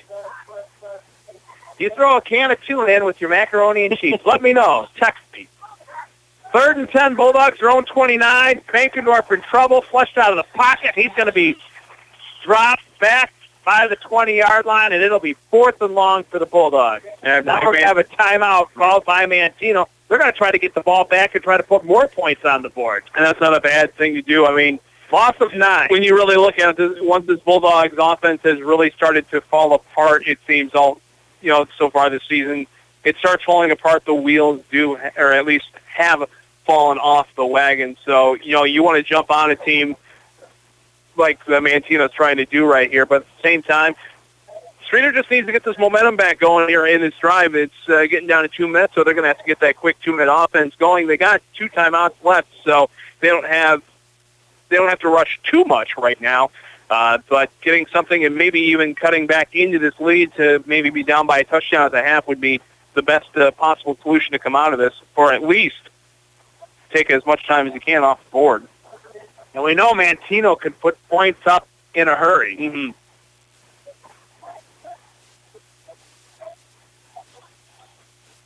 .206 to go in the first half. Streator trails 27-13.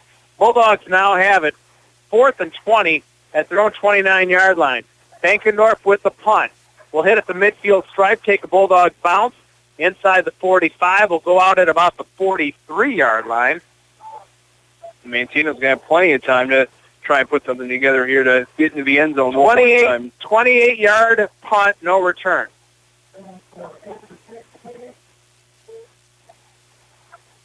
The only, and I don't think it's right, the only brief Central Redbud score I'm getting right now is 5-2, and I don't believe that is correct. Yeah, that's right. I just got a text. Got a text from our good friend Vince Lucky, fellow SIU grad. Go Salukis. He said per Max Preps, Redbud 5, Breeze 2 in the first quarter. And they're talking about a pair of safeties and a field goal. That's exactly That's exactly the same source I got it there from. So I don't think that's correct because on Max Preps you can check in. Anyone in the stadium can check in, start reporting the score. It said that they checked in, reported that score, and then checked back out. So we got a flag down here on this pass here. So 5-2 would be more like it's more apt to be a baseball score or a basketball score than a football score. Well, I was thinking maybe I was looking at a soccer score. Well, I could have been, yeah. But that's a weird football score, 5-2. That would really be a weird football score. You're talking 2 safeties and a field goal. Mm-hmm. But you never know. You get a pair of unbeaten and state-ranked teams, anything can happen. And it says here at least somebody maybe from the St. Louis Post-Dispatch might have something here. So that's going to be my next source to check here at halftime, which I will have the entire update of the Solon Telford Funeral Home out-of-town scoreboard coming up here at half. got an upset still going on in Lyle. Don't tell me that. Hand off to Steele, off the 38-yard line, and Steele with some running room. Breaks a couple tackles off to the far sideline of the 45, midfield into Bulldog territory, down to the Streator 47-yard line. He'll pick up 15 yards. So Steele now with unofficially 9 carries for 84 yards, 2 rushing touchdowns, and a receiving touchdown.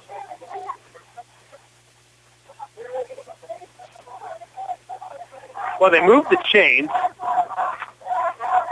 and I'm not sure they were supposed to. Nope, they put him back into place, so it would be 3rd and short. Yeah, it was second and it was 1st and 15, and I gave him 15 yards, and he's very close to the first down. Ball at the Bulldog 47, a minute 37 to go here in the first half. Nick Manteno, the ball at a 27-13 lead. 4 receivers set. Zimbelman takes the snap. He's looking left. He's going to throw left and has his favorite receiver, Kelvin. He's had the kickoff return. Oh, and he tried to high jump a Bulldog defender, and he gets dropped at the 35. He'll pick up 12 yards. Now they can move the chains, and it's a first down. And for me, that's the first catch for Travell Kelvin in the ball game. But he's done his damage on the kickoff return with unofficially 94-yard touchdown. Off the 35-yard line now. Zimmelman throws. The pass to Steele on the far side. This time, he's not going to get to the end zone. He's going to get tripped up at the 21. That'll be a gain of 14, though. And they'll move the chains, and it's another Panther first down. I thought I saw a signal for a timeout, but I saw incorrectly. Zimbelman, 5 of 8 for 133 yards. Ball placed at the 21-yard line. 65 seconds to go in the half. 4 receivers set, 3 to the near side. Zimbelman takes the snap. Looks left, throws left, has a receiver at the 18. No, and it'll be brought down by his jersey. And making the catch was Anthony Lopez, the 5'8", 140-pound sophomore. And they're going to spot the ball at the 17-yard line. That'll be a gain of 4, and now there's a timeout. First catch for Lopez in the ball game. 49 seconds to go here in the first half, Nick. Streator trails Manteno 27-13. Manteno will have it. Well, they start reading numbers, and I don't know if it's a 50-50 number or the pass for cash at halftime. I'll just wait for one of the guys in the press box to come up and tell us. Well, from the week that I did the PA in charge of Maz, or I'm sorry, when gentleman down there decided to take a trip down to Cancun, yeah, then Maz moved over, so I did it a couple of weeks ago when we were playing against, I'm trying to remember who we played 2 weeks ago. I got a stat pack right in front of me that I can just look that up real quick. You remember that Hersher, when we played Hersher a couple of weeks ago, I remember pass for cash was usually announced after the first quarter, 50-50 sometime here in the second quarter. So that's something we'll have to figure out here soon. I might be able to have some scores here, at least for the one in question down in Southern Illinois. Still a 4-receiver set, Nick, for Manteno, but this time trip receivers to the far side on 2nd and 5 at the 17-yard line. Manteno up 27-13. Zimbelman takes the snap. Is going to go to the near side of the single receiver and overshot him in the near corner of the end zone. That was Ryan Cooper, the 6'3", 190-pound junior. Well, we do have flags coming out, 2 different flags coming out down there. Here we go. I found it. Redbud is up 28-27 at half over Breese Central. Wow. We thought we had points being scored here. 28-27, Redbud over Breese Central at the half. 2 state-ranked teams. And I got that text, or not text, but that came out of the tweet from the St. Louis Blues beat writer for the Belleville News-Democrat. Mr. Norm Sanders tweeting it out from Redbud and Breese Central tonight. So 28-27, Redbud with the lead at half. So penalty against the Bulldogs puts it at the 8-yard line. First and goal at the 8. 4 receiver set, trips to the far side. handoff to Steele, and he's going to go untouched into the end zone from 8 yards out. His fourth touchdown of the ball game, and Manteno leads 33-13. All Brandon Steele going on tonight here for the Panthers. So he has 4, and Calvin has the other.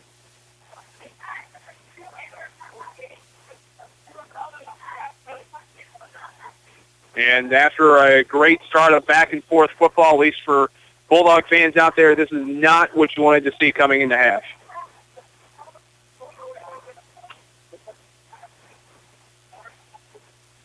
Extra point try on the way. Snap back, hold down, kick is up, and it is good. 39 seconds to go in the half. Manteno increases his lead to 34-13. Kickoff after this. You're listening to Bulldog Football, AM 1250 WSPL and FM 98.5. Josh's legendary fishing story started with a morning like any other. He reached the dock and jumped from his truck. He was headed to a remote cove on the far shore. He'd mapped it all out and, well, forgot to put on his truck's parking brake. But the sunken truck was covered, thanks to Farmers Insurance. Not so amphibious vehicle. July 11th, 2015. Talk to a Farmers agent. We know a thing or two because we've seen a thing or two. We are Farmers. Bum, bum, bum, bum, bum, bum. Come see me, Matt McMullen, your Farmers Insurance agent, at our new office at 424 East Main Street here in Streator. Saying 39.2 seconds to go in the half. Manteno now leads 34-13.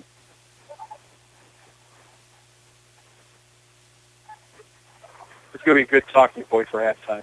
It's going to be what? I said what you're asking is going to be a good talking point at halftime. Yeah. Because not only do I like tuna, I like all types of variations of the different pasta that you can use for mac and cheese.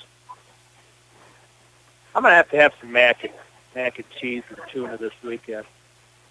Maybe Sunday. The Bears play the Lions. I might have it during the Jacksonville Colts game, like at 8:30 in the morning. Picked up by Dustin. He got hit at the 15-yard line. Well, he got up slow one time because of an ankle, but he gets up quick after this hit at the 15-yard line. You know, something I'm still questioning here, Al, in recent weeks that we've seen this too, you don't watch the ball roll on a kickoff. Well, Dunkelberger watched that ball for 4 seconds before he picked it up with Manteno's defense coming down on him. If it's rolling right towards him, you pick it up. Yeah, and this wasn't even one that was rolling towards him. It started rolling to the left away from him before he decided he wanted to pick that up. Kickoffs are a live ball. You pick it up right away, you run with it. Yeah, an early NFL game Sunday in London. Jacksonville and Indianapolis. I think it starts at like 8:30 in the morning. Mac and cheese tuna breakfast? That might be it. That might be it. 35 seconds to go, and the Bulldogs are in victory formation. Well, I like to see that at the end of the game instead of at the end of the half. That would be nice. That'll be the final play of the first half, as the Bulldogs are going to start heading back to the locker room. Bulldogs led 7-6 after one quarter, Nick, but they were outscored 28-6 in the second quarter, and Manteno leads here at the break by a score of 34-13. Coming your way at the half, we'll give you the scoring summary. We're going to give you team and individual stats. We're also going to talk, hopefully, with Streator freshman coach Todd Buffs Hoffman. Nick Duranick will give us the Solon Telford out-of-town scoreboard. And we're going to have the homecoming court, freshmen, sophomores, juniors, seniors, and we'll let you know who the 2016 homecoming king and queen are at Streator High School, at the Streator High School Streeterettes. Get ready to perform here at an extended halftime during homecoming weekend at Streator 2016. Varsity contest, Bulldogs trail 34-13. Halftime show comes your way right after this. You're listening to Streator Football on AM 1250 WSPL and FM 98.5. Teamwork, that's what it's all about. Hi, I'm Brian Town, LaSalle County State's Attorney. Whether it's on the field of play or in the State's Attorney's office, a team that works together wins together. And so, that's why we salute all the Streator Bulldogs players and coaches, parents, cheerleaders, band, Streetorettes, and fans for the hard work and dedication that goes into a winning season. Good luck to one and all from your friends and fans in the State's Attorney's office. Paid for by Citizens for Town, State's Attorney. Because experience matters.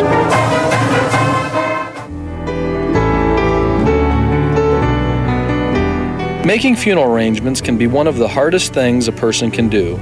That is why today, more than ever, people are choosing to talk about their final wishes before the need arises. My name is Jason Telford, and as the owner of the Solon Telford Funeral Home, I have witnessed firsthand how much easier the funeral process can be when pre-arrangements have been made. Whether you simply express your wishes to your funeral director or fully fund your funeral with nothing more to pay in the future, making funeral pre-arrangements can ease the emotional and financial burden on your family. For more information or a free consultation, contact us today at 672-2320, the Solon Telford Funeral Home, understanding what matters most for over 100 years.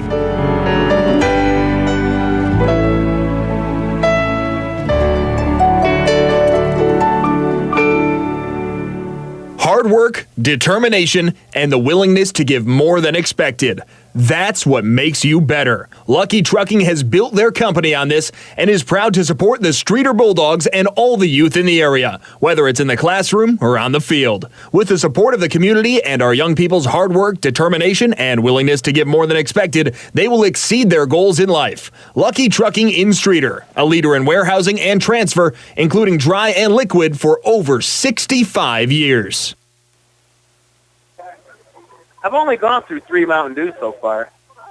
Todd Bubs Hoffman, Streator High School freshman coach. He didn't Jones us this week. He's actually going to be here to do an interview with us. And Notre Dame actually got beat last week, and he's still going to talk to us. But there he goes. We just lost. We can't talk about that game. No. Oh, boy. Halftime here at the Streator High School Athletic Field. The Streetorettes just got done performing. Nick, now it's time for the Streator High School cheerleaders, and then I'm sure after that, the Marching Bulldog Band. Halftime, 2016 homecoming for Streator. Bulldogs trail Manteno 34-13 at the half. Streator led 7-6 after one quarter. Manteno got on the board first with a Brandon Steele 10-yard run with 8:07 to go in the first quarter. Kick failed. Manteno led 6-0. Bulldogs scored on their opening possession of the ball game on an 8-yard pass from John Bankendorf to Colton Grace. Alonzo Flores added the extra point kick. Streator led 7-6 after one quarter, and then a 34-point second quarter where Manteno outscored Streator 28-6. Brandon Steele had a 2-yard run. Travell Calvin had a 94-yard kickoff return. Gavin Zimbelman hit Steele on a 55-yard pass, and then Steele had an 8-yard run. Bulldogs' lone touchdown in the second quarter came on a 79-yard pass from John Bankendorf to Preston McCulley. The kick failed. And that's where we stand here at the half. Streator trailing Manteno by a score of 34-13. And really, it's looking to try and figure out what the Bulldogs did after they were going back and forth with the Panthers to see, where was the big momentum shift. And obviously, I would probably agree, and I'm sure you'll agree with me, is when the punt hit the back of Chad Moyer to give Manteno extra life on that drive for them to actually go ahead and get a little bit of breathing room. And then also, Manteno was just able to take over on all that momentum right after that and go on a bit of a scoring rampage here. And instead of being the 7-point game that we had early on in the second quarter, now we're faced with a 21-point deficit here. So a lot of different types of changes got to come back out, but you really can't be too disappointed in the way the offense has been going tonight. They've been clicking pretty well tonight. So it's just the defense has got to step up and start making some big stops like they did early on in the first quarter and early on here in the second quarter, and so that they can give the offense a chance to get back in the game. Another big play that hurt the Bulldogs is when Manteno was pinned deep in its own territory and had like the 3rd and 17, and then Pressler had the great one-handed grab to give the Panthers a first down, and they ended up scoring on that drive as well. So that was another big play in the half. Oh, we gave you the scoring summary of the first half. We'll take a 1-minute break. We'll come back. We'll give you the team and individual stats here of the first half. Halftime, homecoming 2016 for the Bulldogs. They trail Manteno 34-13 at the break. Extended halftime here tonight. We'll continue with the halftime show right after this. You're listening to Bulldog Football on AM 1250 WSPL and FM 98.5. What matters most is how much we love. What matters most is how much we give. What matters most are the lives that we have touched and the relationships that we have made. What matters most is our family, our children, and our legacy. At the Solon Telford Funeral Home, we understand what matters most. We know that everyone's needs are different, and that is why we take time to understand what would make the most lasting tribute for your loved one. For more information about our funeral home, contact Jason or Dolly Telford at 672-2320. The Solon Telford Funeral Home, understanding what matters most for over 100 years.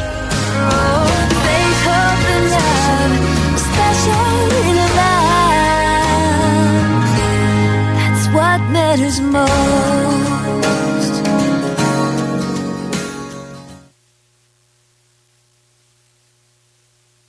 This game is brought to you by your friends at the Bill Walsh family of dealerships in Ottawa, Peru, and Streator, where support of high school athletics has always been an important part of our community focus. If you're looking for the best quality new and used vehicles, turn to Bill Walsh and BillWalsh.com, where you'll always find at least 1,800 vehicles from 27 manufacturers, along with nice people, unbeatable service, and the best advice, all at the right price. Bill Walsh and BillWalsh.com, your hometown dealer. We're powered by service. Back at the Streator High School football field, Big Al Heisler, Nick Duranick. We've had the cheerleader Streator up, and now the marching Bulldog band performing here at our extended halftime show here this evening. Got to update my stats a little bit. Well, while you're getting those stats all together, I'll do the Solon Telford out-of-town scoreboard then. How about that? Sounds good. Up at Howard Fellows Stadium in LaSalle, it is LP over Ottawa right now, 21-0. Another nearby squad. FCW right now down to Leroy, 47-16. Marquette is all over Elgin Westminster, 51-7. Interstate 8 games of, well, they're all of interest right now. End of 3 right now. Reed Custer on top of Seneca, 15-14. Plano has extended their lead over Coal City, 15-6. Halftime in Herscher, they're up on Sandwich, 14-0. Pietro's all over Westmont right now, late in the third quarter, 42-6. And it's still a close game in Lisle right now. Early on in the fourth quarter, Wilmington just taking the lead over Lisle. They are up 13-7. And Wilmington right now, I believe, is second ranked in 3A, and I believe they had 3 votes for first place as well. And there's a couple of other games I was noticing as well. I believe it was DeKalb and Morris.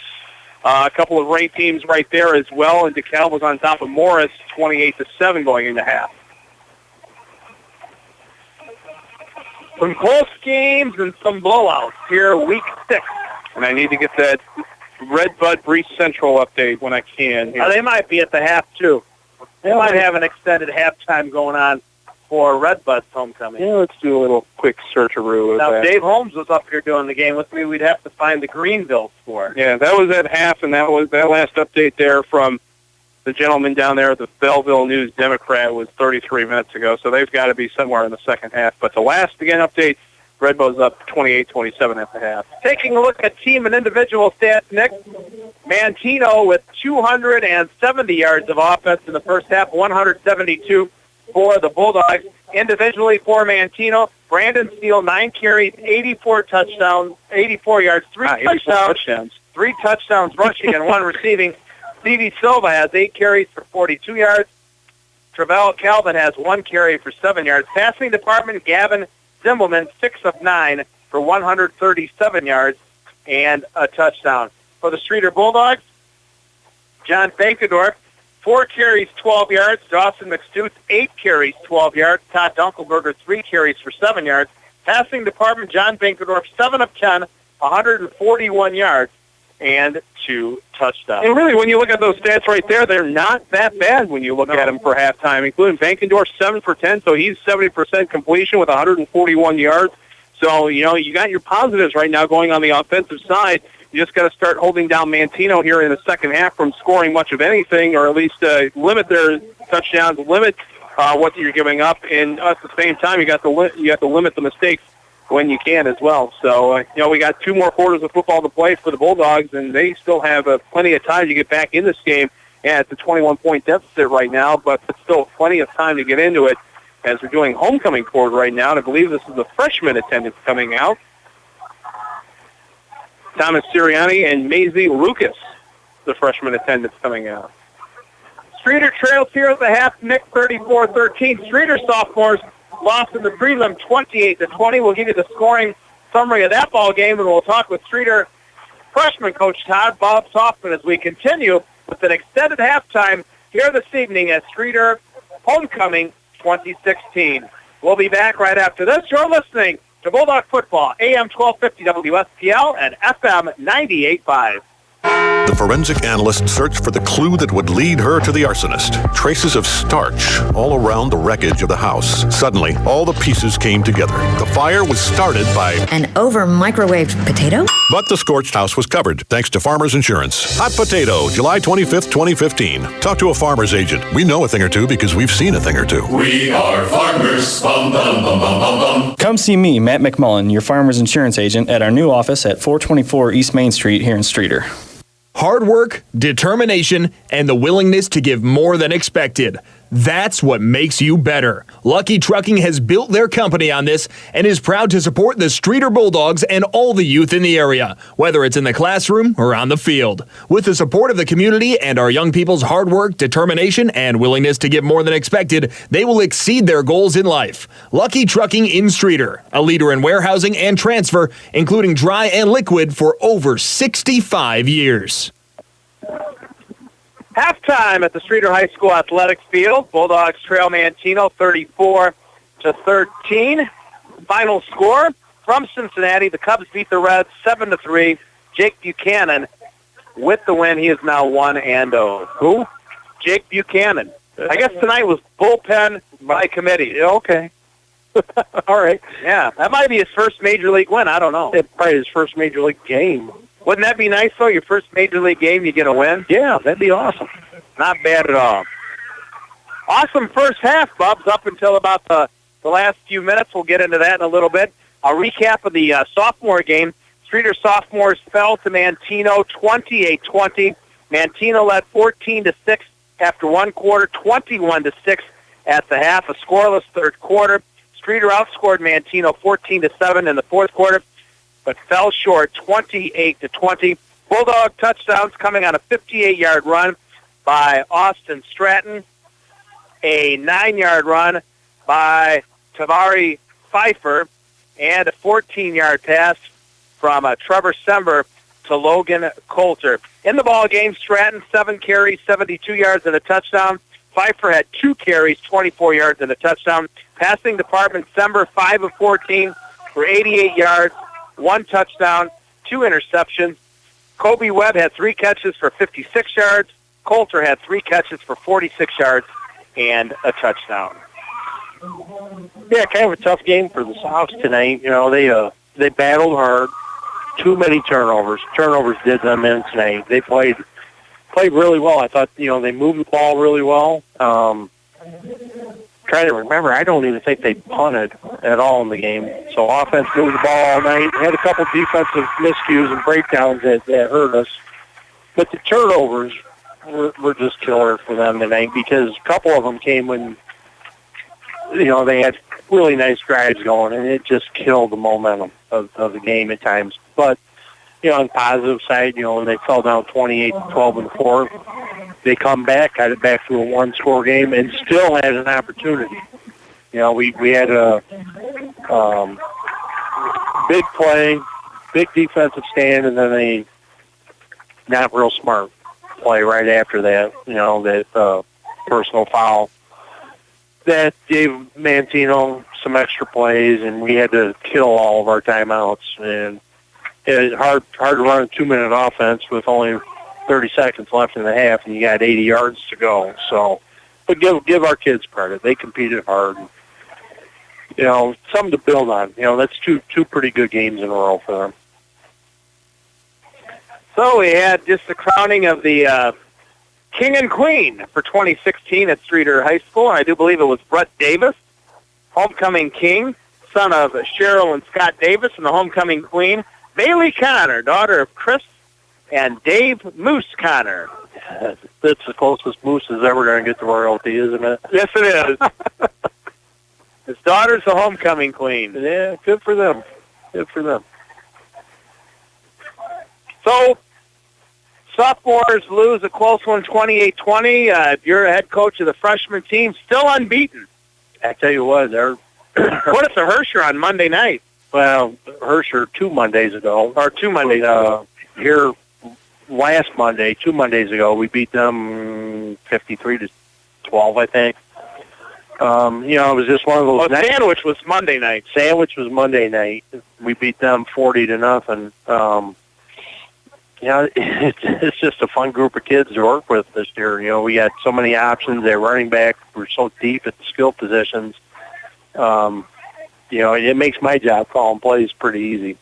It's great group of kids. They come and they work their butts off in practice every day. It doesn't matter if it's the first string, second string, third string kids. They all work hard.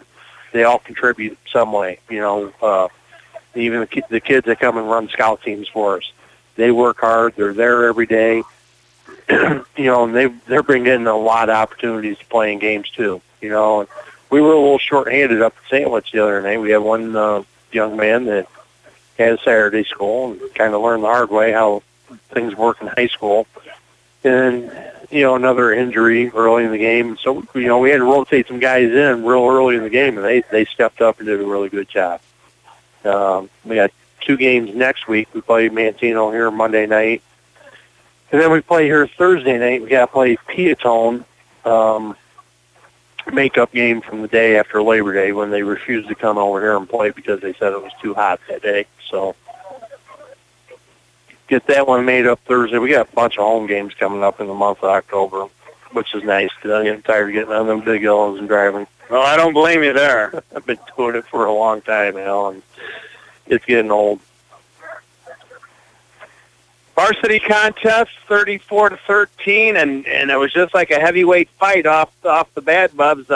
First 4 possessions, 4 touchdowns, and then the big miscue. Manteno punted, and Chad Moyer had his back to the ball, and it hit off his jersey, and Manteno recovered it, went on to score. Then a Bulldog punt, and Manteno scored again right before the half. And as a result, they lead by 21 at 34-13. Yeah, and I heard Nick say that he thought that was a turning point. I agree. And it's one of those things that is unfortunate. I feel bad for Chad because the kid works hard, puts in the time. He gives his heart and soul to this program. And that was in no way his fault or his error. No. When you're running down the field and you can't see what's behind you and the ball just happens to hit you in the back of the leg, it's just one of those unfortunate things. Like he was pretty upset down the sideline. Like we told him, hey, bud, if that ball's in front of you and you can see it and you don't get out of the way, then that's on you. But this is just one of those things. But you still got to step up and make plays after things like that happen. And too many times in that second quarter, we didn't make those plays. In the first quarter, we played really well. Really well. We're out here, we're hanging with I don't know if they're ranked right now. They were ranked a couple weeks ago, and I know they've got votes in the poll. This is a very, very solid football team we're playing tonight. And we've been hanging with them. Unfortunately, the latter half of that second quarter, things started to unravel a little bit. By far the best passing for John Bankendorf, 7 of 10, 141 yards and 2 touchdowns. Yeah. Early on that first drive, he was under pressure, and he had to roll to his left, and he hit, I think it was Preston McCulley on the sideline here, and Preston made a great catch. Awesome job keeping his foot in. Got a little momentum going after that. Johnny's had some time to throw. When he's had time to throw, he's made really good passes. Then Kip Preston on that deep one on their sideline over there. Preston put a nice little move on the guy and outran him. So Johnny, yeah, and we know Johnny can throw the ball, and he's a good quarterback. He's definitely shown that tonight. He showed it last week, too. Bulldogs had a little trouble with the little pass out of the backfield. The Brandon Steele broke one for a touchdown that did count, and had even a longer one that was brought back because of a penalty. Yeah, he's a very good quarterback. He's an all-state caliber quarterback. You saw it on their first drive when he laid that fade in the back corner of the end zone, and it didn't quite hit, but he threw that ball 40 yards in the air and just on the money, dart. And I'm like, whoa, we've been seeing this all year though. Guys that can throw and guys that can run, and that's just kind of the way the game has changed over the years. How do you compare Zimbelman to Tyler Jones of Herscher?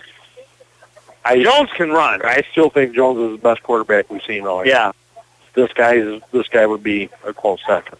Yeah, Zimbelman really doesn't run with the ball, but Jones had 4 carries and had over 100 yards and a couple touchdowns against us. He could not only throw the ball, but he ran it awfully well. And I think if they built more into their offense to let him run more, would be pretty darn effective at it too.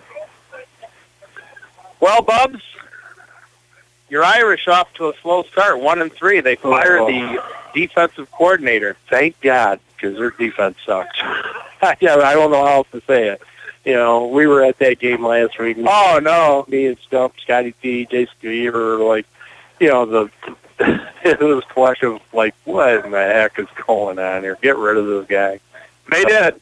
We'll see. Hopefully that jump starts them a little bit, They have Syracuse tomorrow morning.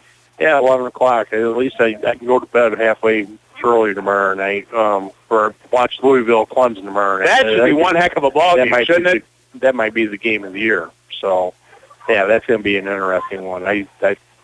We'll find out for sure, if Louisville's a real deal. Right now, they look like they Lamar Jackson, who had, 18 touchdowns in the first 3 games? I think they're the best team in the country right now. I really do. Okay. We'll find out for sure tomorrow. Clemson's got pretty solid defense, so. All right, not bad. Okay, well, I got a long walk. A long walk, yeah.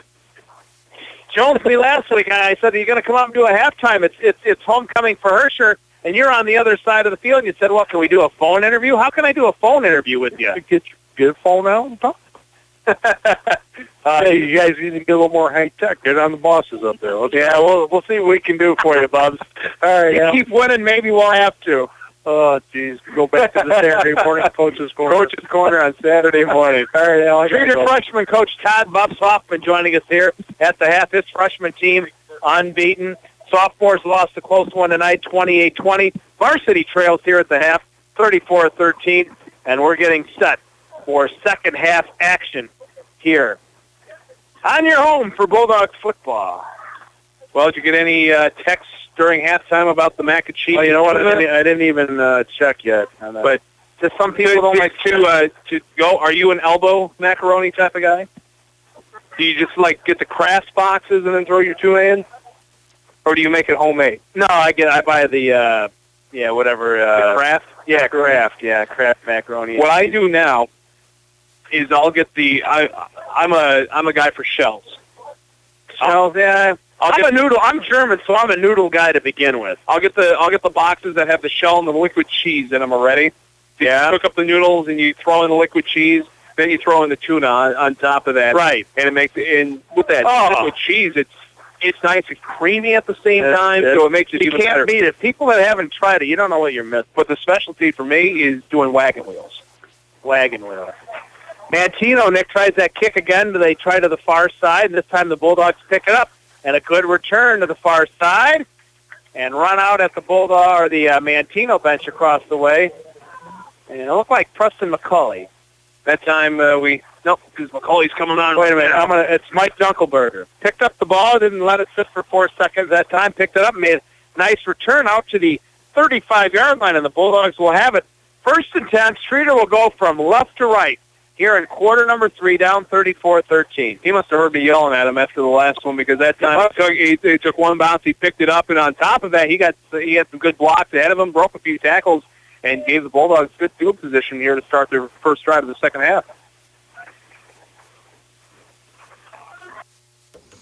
You're listening to WSPL Streator. Oh, he's still up. Look at that. And knocked out of bounds is Dunkelberger. Looked like he was going to be stopped at the line of scrimmage. Yeah, I was focusing on the big scrum we had there at the line of scrimmage, and then all of a sudden you see him pop out there on the far side, and he gets a great gain on that one. Gets out past the midfield stripe into Manteno territory at the 45-yard run, and that'll be the longest running play of the night for the Bulldogs of 20 yards. So Dunkelberger now with 4 carries for 27 yards, and the Bulldogs have it 1st and 10 at the Panther 45-yard line, down 34-13, opening minute of the third quarter. Receiver slid wide to the near side. Bankendorf rolls to the right, now will throw. Has a receiver. That's McCulley at the 32, 30, 25, down to about the 21-yard line. That'll be a pickup of 24 from Bankendorf to his favorite receiver here tonight, Preston McCulley.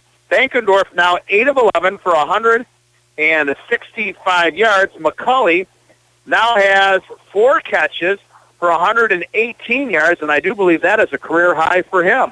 Oh, they're going to mark it at the 22, so take a yard away. And back-to-back first downs here for the Bulldogs, both brought to you by Bill Walsh and Streator. You're always first with Bill Walsh, Chevy, Buick, and GMC in Streator. Hand off to Dunkelberger off the right side, inside the 20, down to the 19, a gain of 3. 2nd and 7. Dunkelberger now 5 carries for 30 yards. He's averaging 6 yards a tote.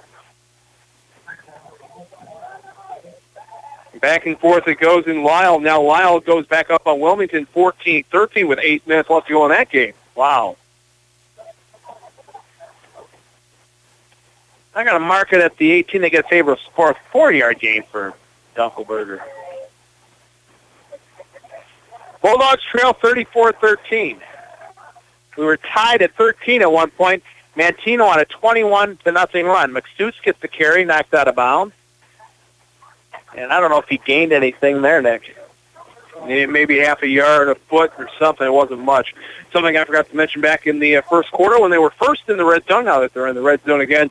All red zone trips for the Bulldogs this year are brought to you by Illinois Valley Community Hospital. Community values extraordinary care. Approaching 10 minutes to go here in quarter number 3. Streator in the red zone, trailing 34-13.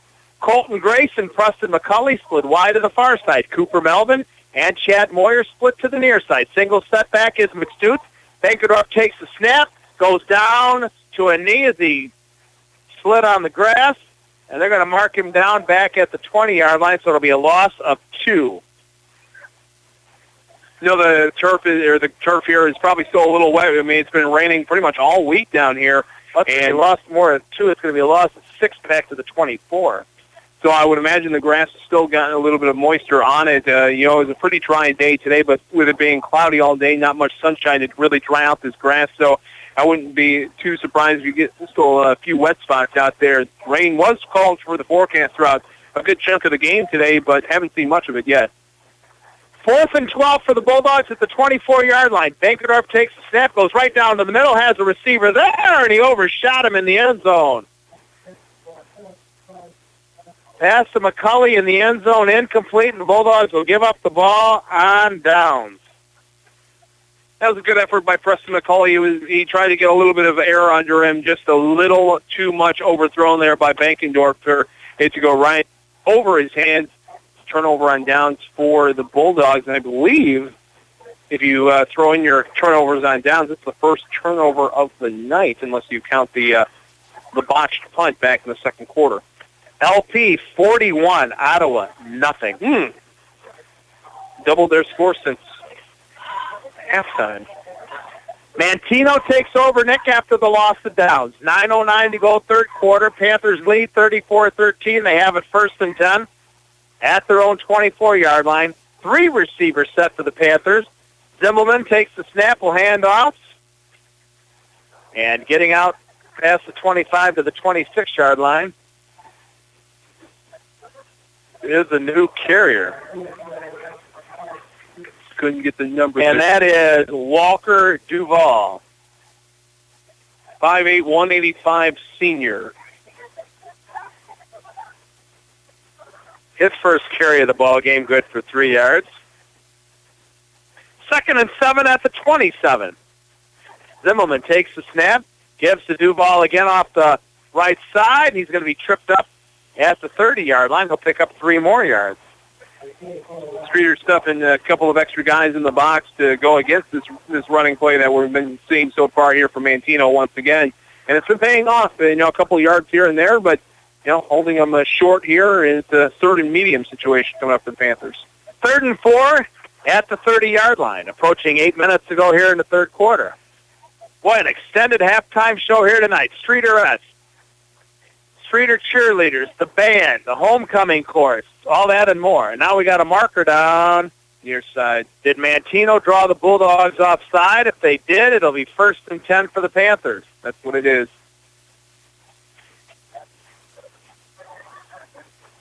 You had your couple ends there trying to get in there. I believe Goebbels, and either it's Boomer Dimmick or Scottez Clark up there on each end. They kept jumping. They trying to get a little bit of an extra juice, but just a little too early for them. Geneseo getting thumped for the 2nd week in a row. They trail Rochelle 31-0. They're going to be screaming for a coaching change up there. They get pounded 2 weeks in a row. 1st and 10 at the 35-yard line. Once again, the handoff to Duval. Running hard straight up the middle. Fumble on the play, and the Bulldogs say they have it. And the far guy is saying that, so it's Bulldog ball. Duval coughs it up after a 12-yard gain. Streator takes over. 1st and 10 at the Manteno 47-yard line. Our official must have had a good eye on that one because he wasn't even trying to run up to try and find out who got the ball. It must have been a pretty apparent cough up in the Bulldogs' recovery. Marquette a 58-7 winner on homecoming tonight. Marquette's just throwing up the offensive powerhouse all season so far. 4 receivers set for the Bulldogs. Melvin and Moyer to the near side. McCulley, Grace to the far side. Bankendorf hands off to Dunkelberger. Has some room. 45-40, 35-30, 25-20, 15-yard line before he is brought down from behind. And they're going to spot him. They're going to give him some forward progress down to the 14. We'll have to wait and see. Now they're going to say probably the 15-yard line, and that'll be a 32-yard run for Dunkelberger. He's had some big yardage here in this 3rd quarter. He had a 20-yard run earlier series, and now a 32-yard run down to the 15. He has 6 carries for 63 yards. And you got to give a lot of credit to the guys up front. They're giving him a lot of room to run. They're giving him his blocks, and that's exactly what Dunkelberger has been needing here, so he can be moving up the field nice and quick. On top of that, he's got his jets turned on. And the Bulldogs once again in the red zone. 1st and 10 at the 15-yard line. Bankendorf fakes to Dunkelberger, now throws, has a receiver, and that's Dawson McStutz, and he's going to be tripped up at about the 5-yard line. That'll be close to another Bulldog first down. And it is a first down, actually. They got him at least from what I can see, the 4-yard line. So 11-yard pickup. Bulldogs once again in the red zone, brought to you by Illinois Valley Community Hospital in Peru. Community values extraordinary care.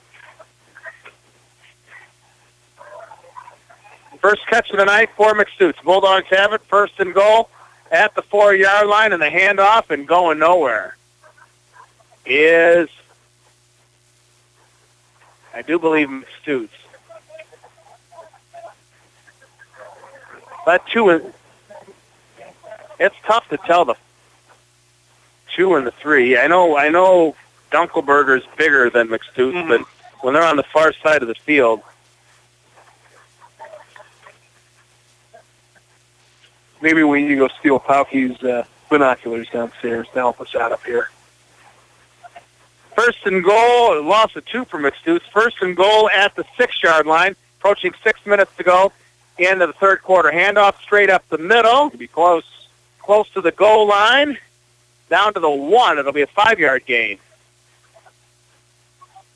Extra effort pushing up there, and that's Dunkelberger, and he's hobbling off. And he's not going to be able to even hobble off as he goes down to both knees. Now he'll try to get back up again, and he doesn't want any help.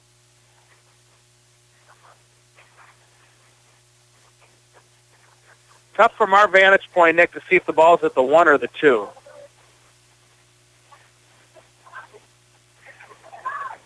Trying to see where this near official is. It looks like he's on the 2. Let's say so it'll be a pickup of 4 for Dunkelberger. He has 7 carries for 67 yards. So it'll be 3rd and goal for Streator at the Manteno 2-yard line. 5:41 to go, third quarter. Bulldogs trail 34-13. Kendall Alston, the fullback. McStutz is the tailback. Give to McStutz off the right side. Touchdown, Bulldogs. Dawson McStutz, a 2-yard touchdown run. It's 34-19. And that's the exact answer that the Bulldogs needed coming out on their first drive, is putting something together, getting that momentum, slowly switching back to their side. And again, they put together a very nice drive. And after a big turnover there by Manteno, and they're able to get some points off a turnover. Alonzo Flores in for the extra point try. 5.5 minutes to go in the third quarter. Snap back, hold down, kick is up, and it is good. 34-20, Manteno leads Streator, and all Bulldog touchdowns brought to us by Farmers Insurance Agent Matt McMullen. We are Farmers. Bum, ba-dum, bum, bum, bum, bum. Kickoff. After this, you're listening to Bulldog Football. AM 1250 WSPL and FM 98.5. Are you suffering from neck and low back pain? And if you are experiencing numbness, tingling, or weakness in the arms or legs, pain relief is now a reality. If you've been told that you need surgery to relieve pain or that you have to learn to live with it, please listen. I'm Dr. Don Mamano. Here at our office, we use the latest pain-free technology, including the Cox procedure as well as superpulse lasers to relieve your pain due to herniated, bulging, or ruptured discs. You don't have to suffer unnecessarily. We're here to talk with you about your neck or low back pain and answer your questions to see if our procedures are right for you or those you care about. Please call our office for a no-cost consultation. Contact Dr. Don Mamano at his office on Gemini Circle in Ottawa. Call 434-5555 or go online at drmamano.com. That's drmamano.com.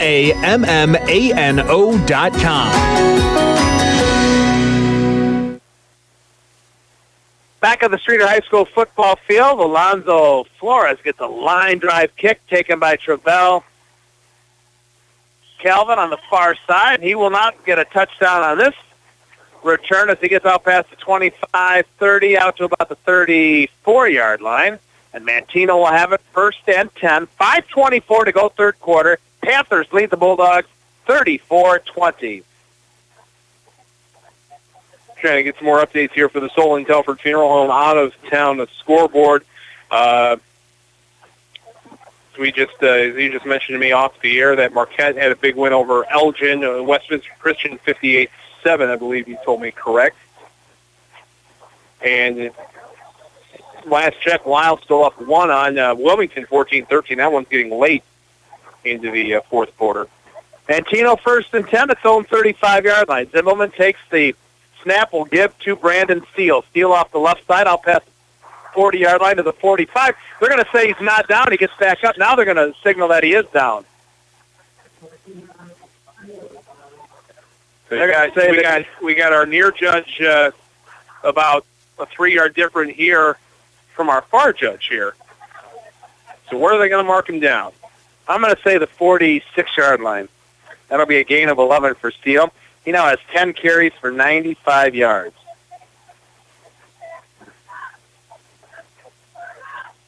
26 seconds left in the Wilmington-Lyle game with Lyle up 1. Wow. Be a huge upset. And Lyle just went 4 and out, so Wilmington has the ball.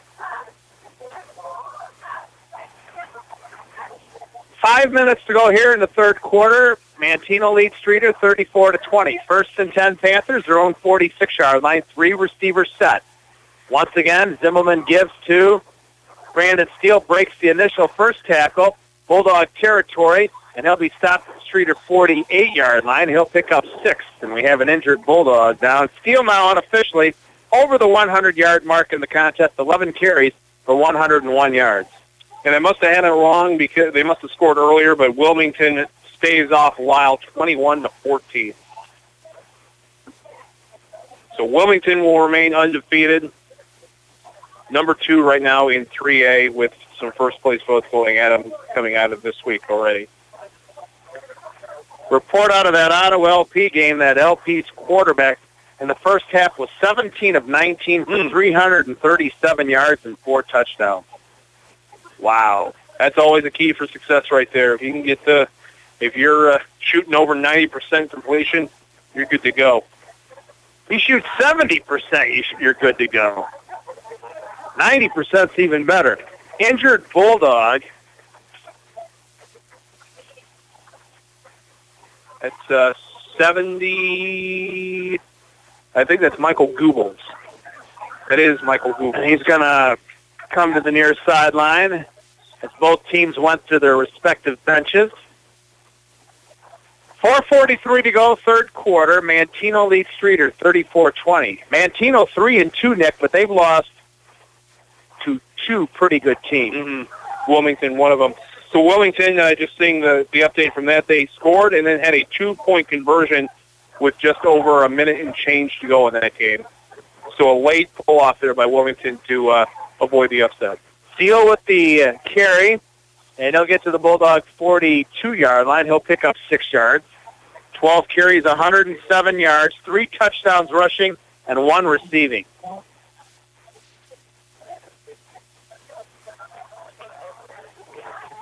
Yeah, Bulldogs have not won a homecoming game since 2009.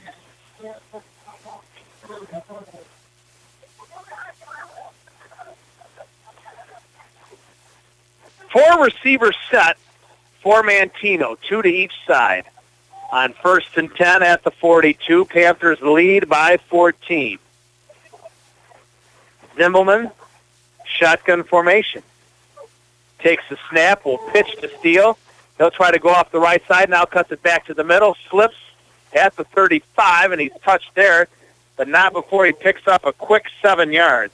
2nd and 3 at the 35. Manteno's been doing a lot of no-huddle lately, and it's been more or less working off for them right now. They've been able to pick up these short yardage plays, but when you're picking up 3-4 yards per run, it's still going to get you that 10 yards and to keep going for the first down, just to keep chains moving and your drive moving. And the clock running. 3.5 minutes to go in the third quarter. 34-20, Manteno with the lead. 4 receivers set. Zimbelman takes the snap, fakes the steal, looks right, now flushed out of the pocket. He's going to keep it, and he's going to go down at the 31. He'll pick up 4, and that's only his first carry of the ball game. It's a smart play there by Zimbelman. Just going up, he took the ball himself, had a guy in front of him, and did the safe quarterback slide, but he had plenty of room, at least to slide in there for a first down.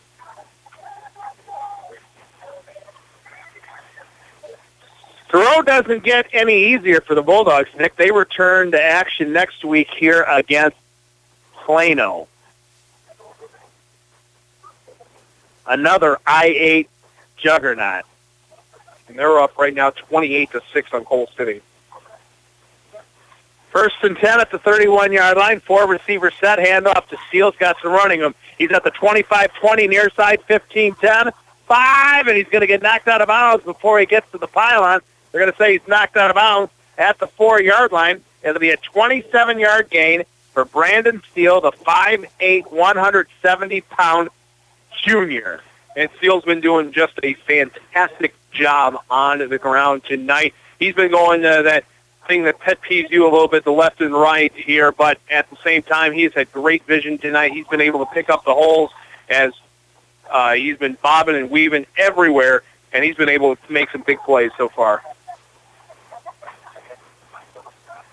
1st and goal, they're going to say at the 3-yard line. And the handoff to Steele up the middle, and the end zone touchdown. Brandon Steele, his 5th touchdown of the ball game, his 4th rushing. Manteno now leads 40-20.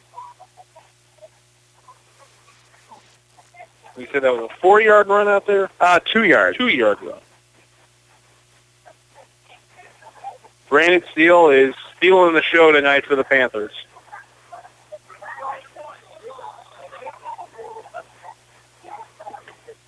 Brandon Steele, 15 carries, 144 yards, 4 touchdowns rushing, And he also has caught 3 passes for 91 yards. So he has over 200 yards of offense.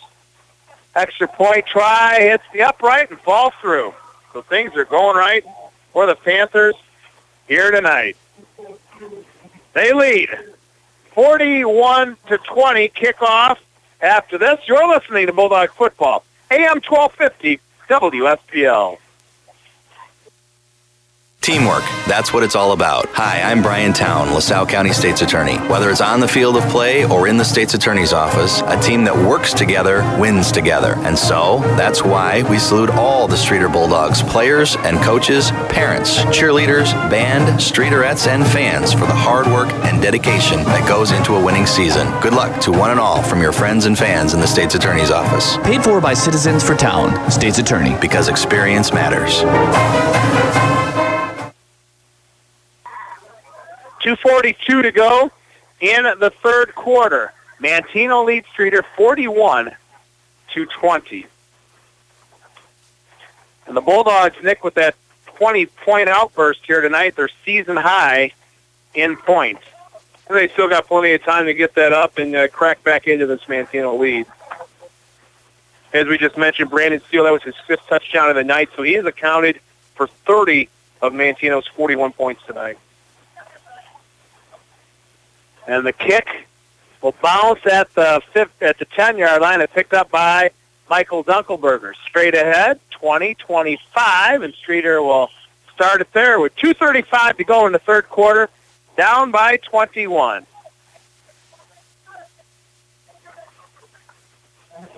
Nice thing about the Bulldogs offense tonight is they've been mixing it up quite a bit, whether you're going through the air, as Bankendorf's been having a great night in the passing department, and really on the ground side as well. You know, you go through your 3 different guys. You go through Dunkelberger, you go through McStoots. Bankendorf even taking it a couple of times himself. You know, they're picking up some good yardage themselves on the ground. So I like the variety that they're showing tonight because it has been working out for them. Cooper Melvin split wide to the near side. Receiver to the far side. I formation. Bankendorf under center. 1st and 10 at the 25. Give to the first man through. Straight ahead to the 27. Gain of about 2. We have an injured Manteno player. Gain of 1. We couldn't see if it's 51 or 54. It looks like 54. Which would be the 6'1", 165 junior Blake Meyer down on the field right now. So we have an injured player on the field. We'll take a quick timeout. 2:19 to go, third quarter. Bulldogs trail 41-20. Back in half a minute. You're listening to Bulldogs Football, AM 1250 WSPL and FM 98.5. This game is brought to you by your friends at the Bill Walsh family of dealerships in Ottawa, Peru, and Streator, where support of high school athletics has always been an important part of our community focus. If you're looking for the best quality new and used vehicles, turn to Bill Walsh and BillWalsh.com, where you'll always find at least 1,800 vehicles from 27 manufacturers, along with nice people, unbeatable service, and the best advice, all at the right price. Bill Walsh and BillWalsh.com, your hometown dealer. We're powered by service.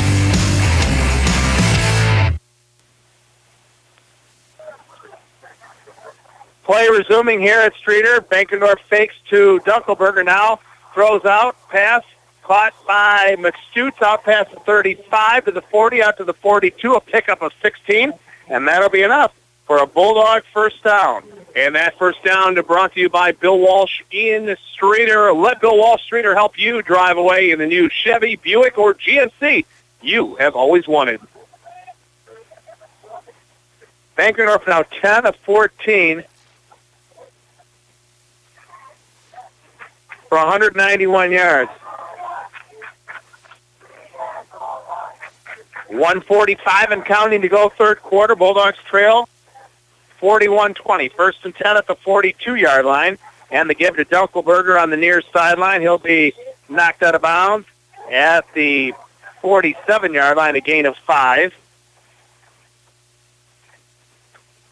Dunkelberger just simply ran out of room down there. Everything was just coming his way. You had a wall of defenders, and you had a wall of blockers all coming towards you. Just gets pushed out of bounds, but a good 5-yard pickup. Makes the play selection a lot easier for Coach Brian Hassett when you have 2nd and 5 instead of, 2nd and 9 or 2nd and 10. Grayson McCauley split wide to the left. Melvin and Moyer to the near side. Single setback Dunkelberger. They're going to do a little screen, and Melvin had his foot on the ground. Actually, it's going to be a loss of 2 yards. He went down to one knee to corral the pass. All right, 6 minutes ago, I got a new Redbud Breese Central update. 5:40 remaining in the game. Redbud still up on Breese Central, 34-33. Wow. They don't play a lot of defense down south, do they? It doesn't seem like it, at least. Well, you figure if you have 2 state-ranked unbeaten teams, they can put points on the board. And let me reverse that. It's actually Breese Central up on... Oh, don't say that. 33. The way this guy is tweeting out, it kind of makes it look like he's saying Redbud's in the lead, and then you look further into his vocabulary of the tweet, and then it's actually Breese Central that's up. So 5:40 remaining, Breese Central up on Redbud by a point. Bankendorf's pass on 3rd and 7 at the 45 is incomplete. It'll bring up 4th down for the Bulldogs. Bankendorf now 11 of 16 for 189 yards, and Bankendorf now in punt formation. See if he does the same thing. Looks like he's trying to give a little bit of direction here. Takes the snap, and we'll get the punt off. And it'll bounce and take a Bulldog roll down to the 20-yard line. So it'll be a 35-yard punt, no return. Manteno will get it back with 31 seconds to go in the half, and they lead 41-20.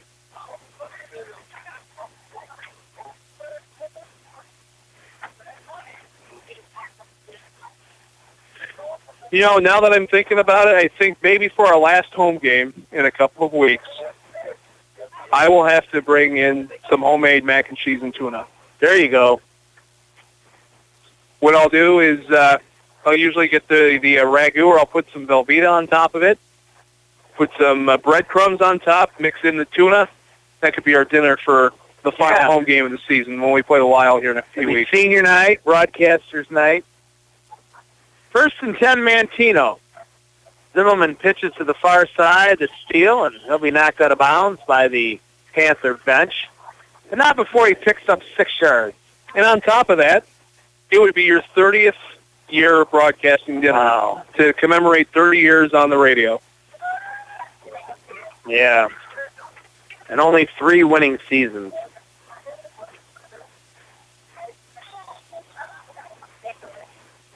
Second and 4 at the 26. And maybe I'll make a small bowl for our engineer back in the studio. There we go. She has to try it. I don't think she will. Second and 4 at the 26 for Manteno. 25 seconds to go in the quarter. They run the jet sweep to Calvin. Takes the handoff, and he goes a lot of east and west, and he's not going to gain anything. I think a big key thing for Calvin is he has been really good on his feet so far tonight, and when he starts to make his little juke moves, when he starts to fake out, he has been able to catch the Bulldog defenders off their guard, and, it has gone for some big gains for himself, as that'll bring us to the end of the third quarter. Now they're going to give him 1 yard on the rush, and that is the end of the third quarter here at the Streator Athletic Field. 3 quarters of football complete. Manteno leads Streator 41-20. Fourth quarter action comes your way after this. You're listening to Bulldog Football, AM 1250 WSPL and FM 98.5. Hard work, determination, and the willingness to give more than expected. That's what makes you better. Lucky Trucking has built their company on this and is proud to support the Streator Bulldogs and all the youth in the area, whether it's in the classroom or on the field. With the support of the community and our young people's hard work, determination, and willingness to give more than expected, they will exceed their goals in life. Lucky Trucking in Streator, a leader in warehousing and transfer, including dry and liquid, for over 65 years. The IBCH medical staff is now even stronger with the addition of longtime orthopedic surgeon Dr. UK Sinha. Dr. Sinha will share his talents throughout the valley from his Streator office. With more than 30 years of experience, Dr. Sinha is focused on exceptional outcomes with compassionate care. Considering joint replacement or other orthopedic surgery? Call Dr. Sinha for an appointment at 815-672-2829. Learn more at ibch.org. IBCH, community values extraordinary care. 12 minutes of football remaining. Manteno leads Streator 41-20. Homecoming 2016 for the Bulldogs. Manteno has it 3rd and 3 at its own 27-yard line to give to Steele. And he's going to be close to a first down depending on the spot. But he may be less than a half a yard short. And it all depends which foot they mark it with, the right or the left. And they're going to keep it short. And Manteno looks like they're going to go for it on 4th and less than 1 at their own 30-yard. Oh, the Bulldogs just jumped. You have to know that they're going to try the long count on you, so don't get anxious. Who was that on the left side? Well, number 88. Which I don't have on my roster at least. But I think the one that you might have is more updated because between the Times writer, I don't have 88 either. As I say, between Jamie Newell and I, we found out that my roster was different from the one that he picked up at the gate. The one that I have was from preseason. I know there's a couple changes. Mine's a couple weeks old. It jumped off sides and gives Manteno a first down. And the handoff to Steele. Nowhere to go, maybe a yard. Panthers lead the Bulldogs 41-20. Gain of 1, 2nd and 9.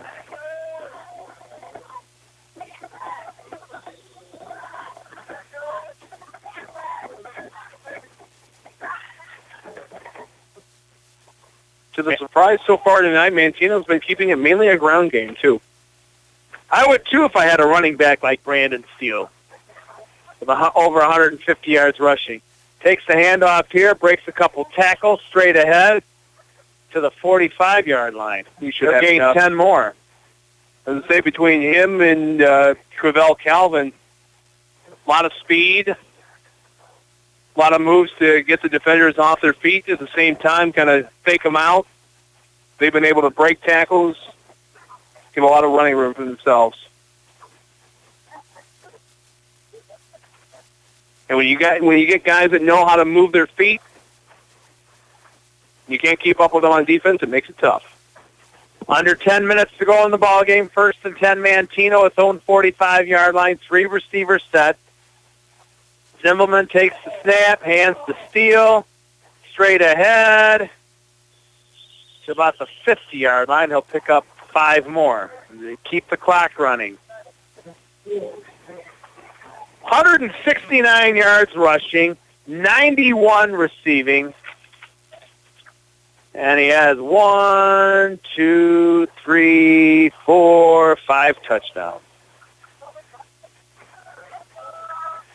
Just a reminder, Bulldog football on WSPL this season brought to you by OSF Healthcare, Streator, Ottawa, Mendota, making healthcare all together better. 2nd and 5 at the midfield stripe. Zimbelman, shotgun formation, taking as much time off the clock as he can. Will hand to Steele again. It's Duval this time. And Duval straight ahead for 2 yards. His 4th carry, good for 20 yards. And we have 8:45 and counting to go. Manteno with a 21-point lead. Duval's been the dark horse to come here in the second half, and he's got a couple carries. Big guy. The only little mistake he had was that forced fumble that gave the ball back to Streator, in which Streator did take it down and score there back in the third quarter. Zimmelman, just 9 pass attempts here tonight, and that's because of the effective ground game led by Brandon Steele. And we got 72 there. Michael Cole, the left side guard, jumping early there for Manteno. Kendrick Washington, the 5'8", 190-pound junior, checks in for the Bulldogs on the defensive line.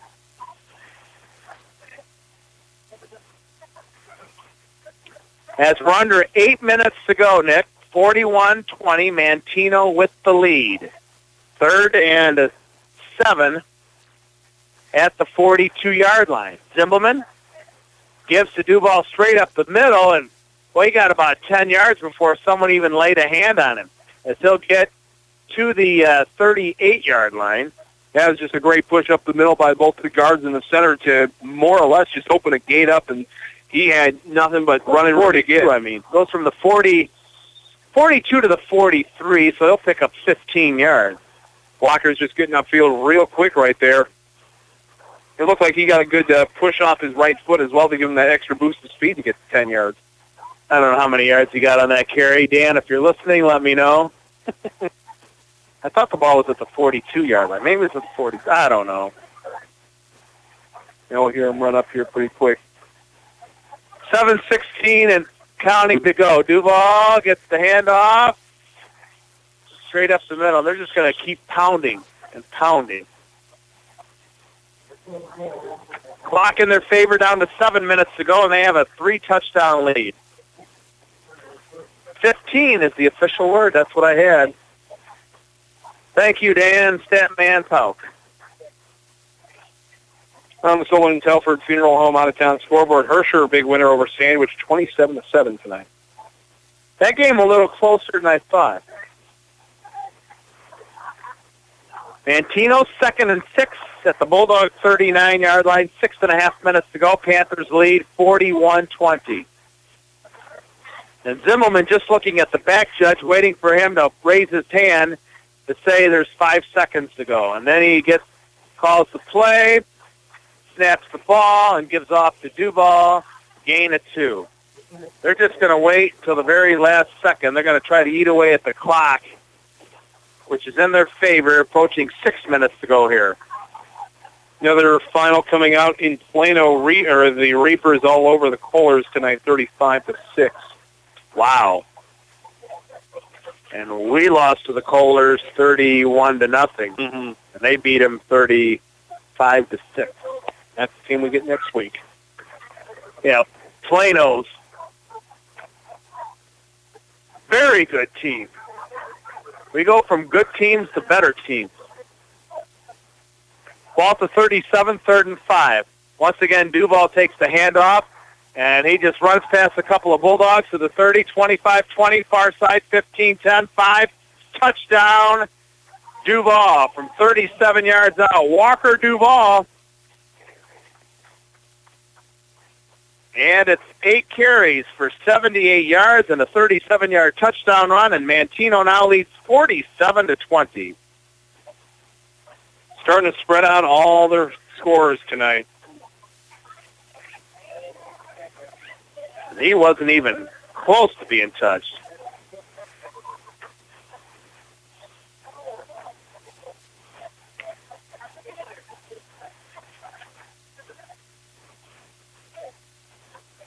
And the extra point try forthcoming.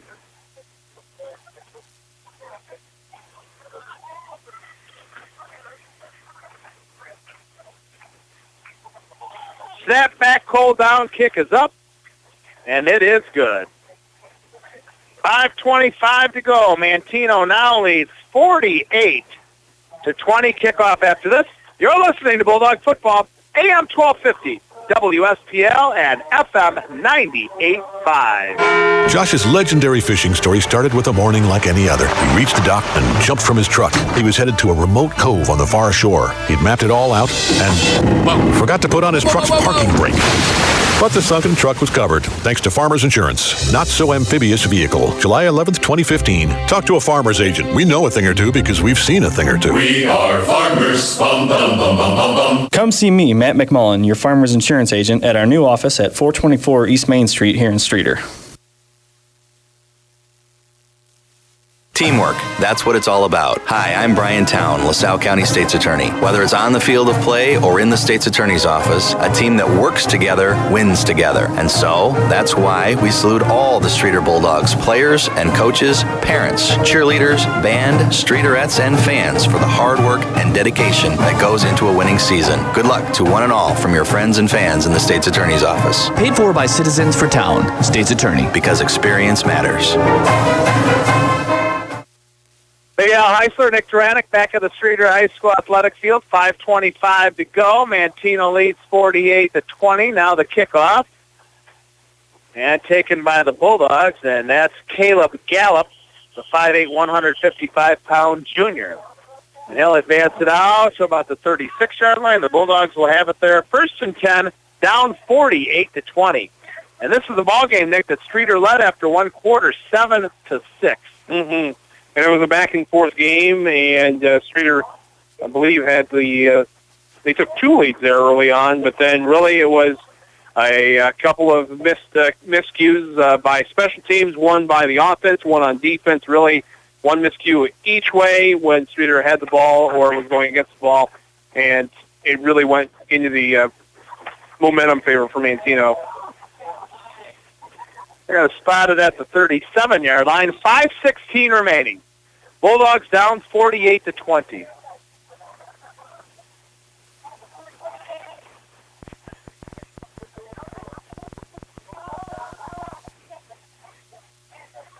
Redbud lost to Breeze Central 42-33.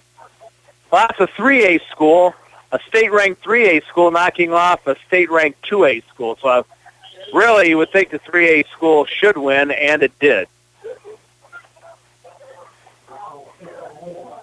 Chad Moyer on the carry for the Bulldogs. He'll pick up a yard. 2nd and 9 for Streator.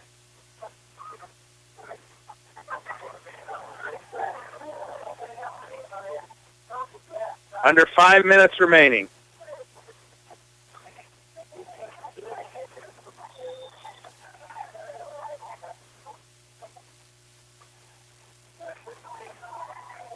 New quarterback for the Bulldogs is Trevor Sember, the 5'10", 175-pound sophomore. He was the quarterback in the sophomore game here tonight.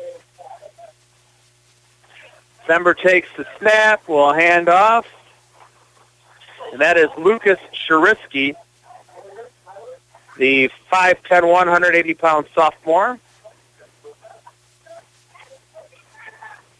Good to get the sophomores in here. You got that unfortunate deficit you don't like, but you can get in your younger players to get them some varsity action even after they played a little bit earlier in the sophomore game. But, always getting those varsity minutes is always another big thing to have, too. Trisky picks up 5 on his first carry. 3:45 and counting to go. Streator trails 48-20. 3rd and 4 at the 43. Sember will hand to Caleb Gallup to the near side. He's got some running room across the midfield stripe into Manteno territory, and they're going to spot it at the 43-yard line, so he'll pick up 14 yards.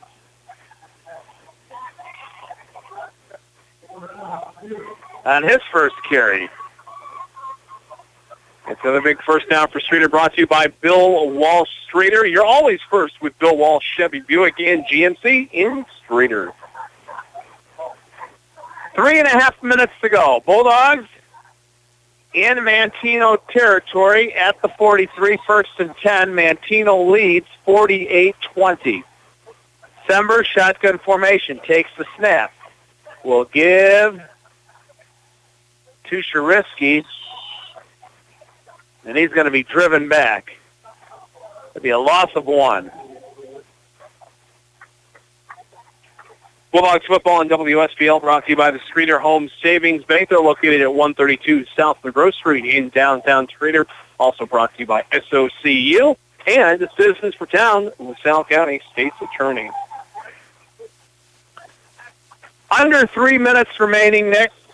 Bulldogs trail Manteno 48-20 here in Interstate 8 conference action at the Streator Field. It is homecoming 2016 for the Bulldogs.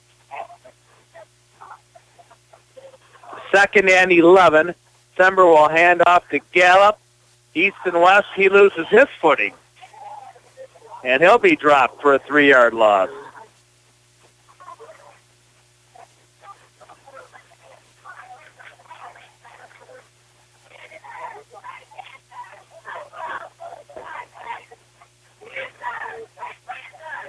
So it'll be 3rd and 14.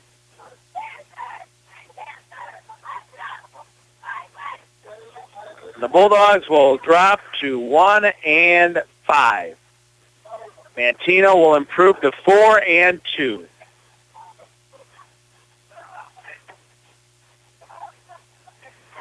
Sember takes the snap, gives to Gallup.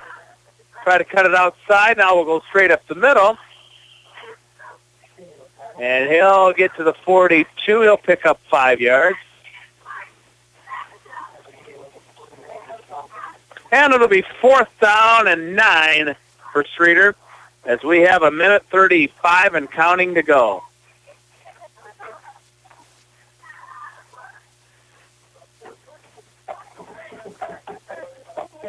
Manteno won the sophomore game 28-20. They lead here in the varsity contest 48-20.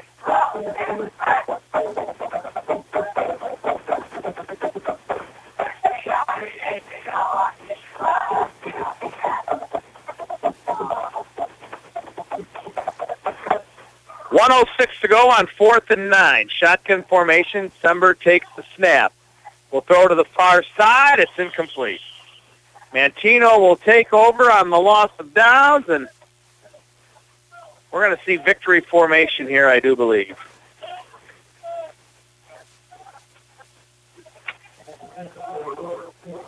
It's always tough to see such a promising start like we had probably in the first 20 minutes of this game, only for it to come out as it did.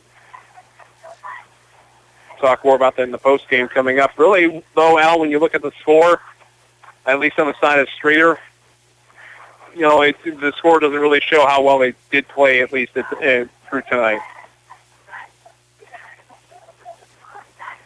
56 seconds to go.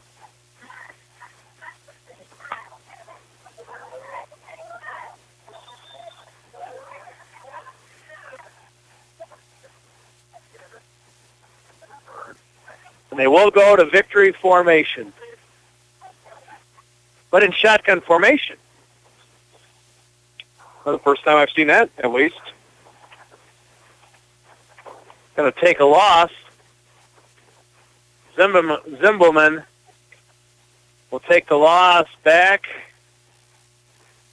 to the 42, back to about the 37, so that'll be a loss of 5. Do that one more time, and that'll be it.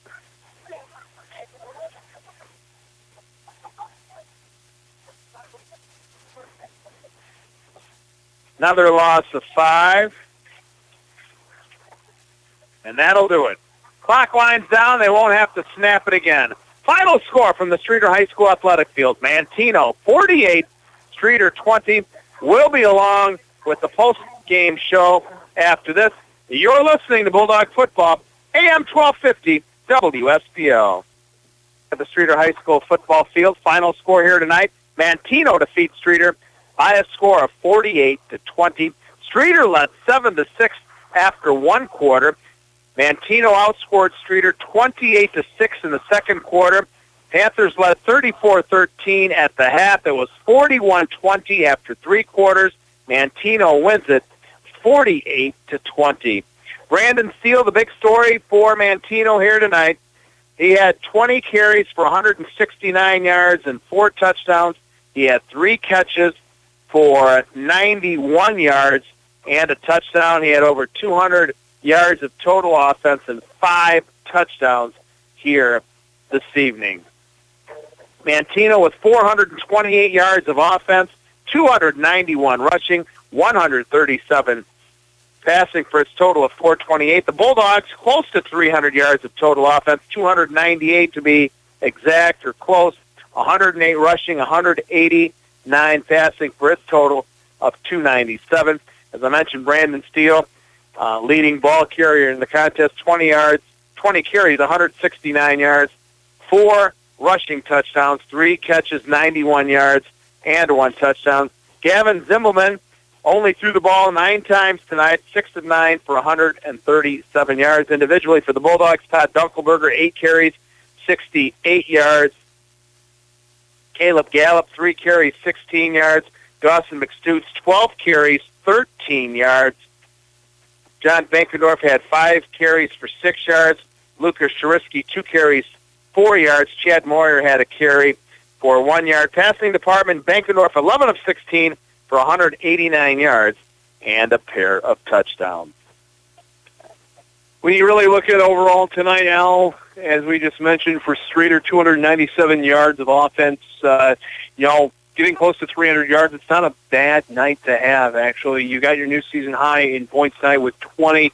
Unfortunately, just let too many go for Manteno for 1. On top of it, just a couple of miscues there midway through the second quarter really threw everything Manteno's way. And when you look at it early on, this was a back-and-forth game. Everything seemed to be going perfect for a while as both teams were getting their fair share of first downs. Both teams were perfect on the third down conversions, not committing any turnovers, both perfect in the red zone. So, really, this was looking to be the making of, just a back-and-forth shootout that probably could have put more points on the scoreboard both ways. But tonight, I would say you still got to be proud of how the offense came out tonight, coming out with another big night. On top of that, just defensively, giving up 400 yards tonight, giving up 550, I think it was last week against Sandwich. So not a couple of good back-to-back weeks.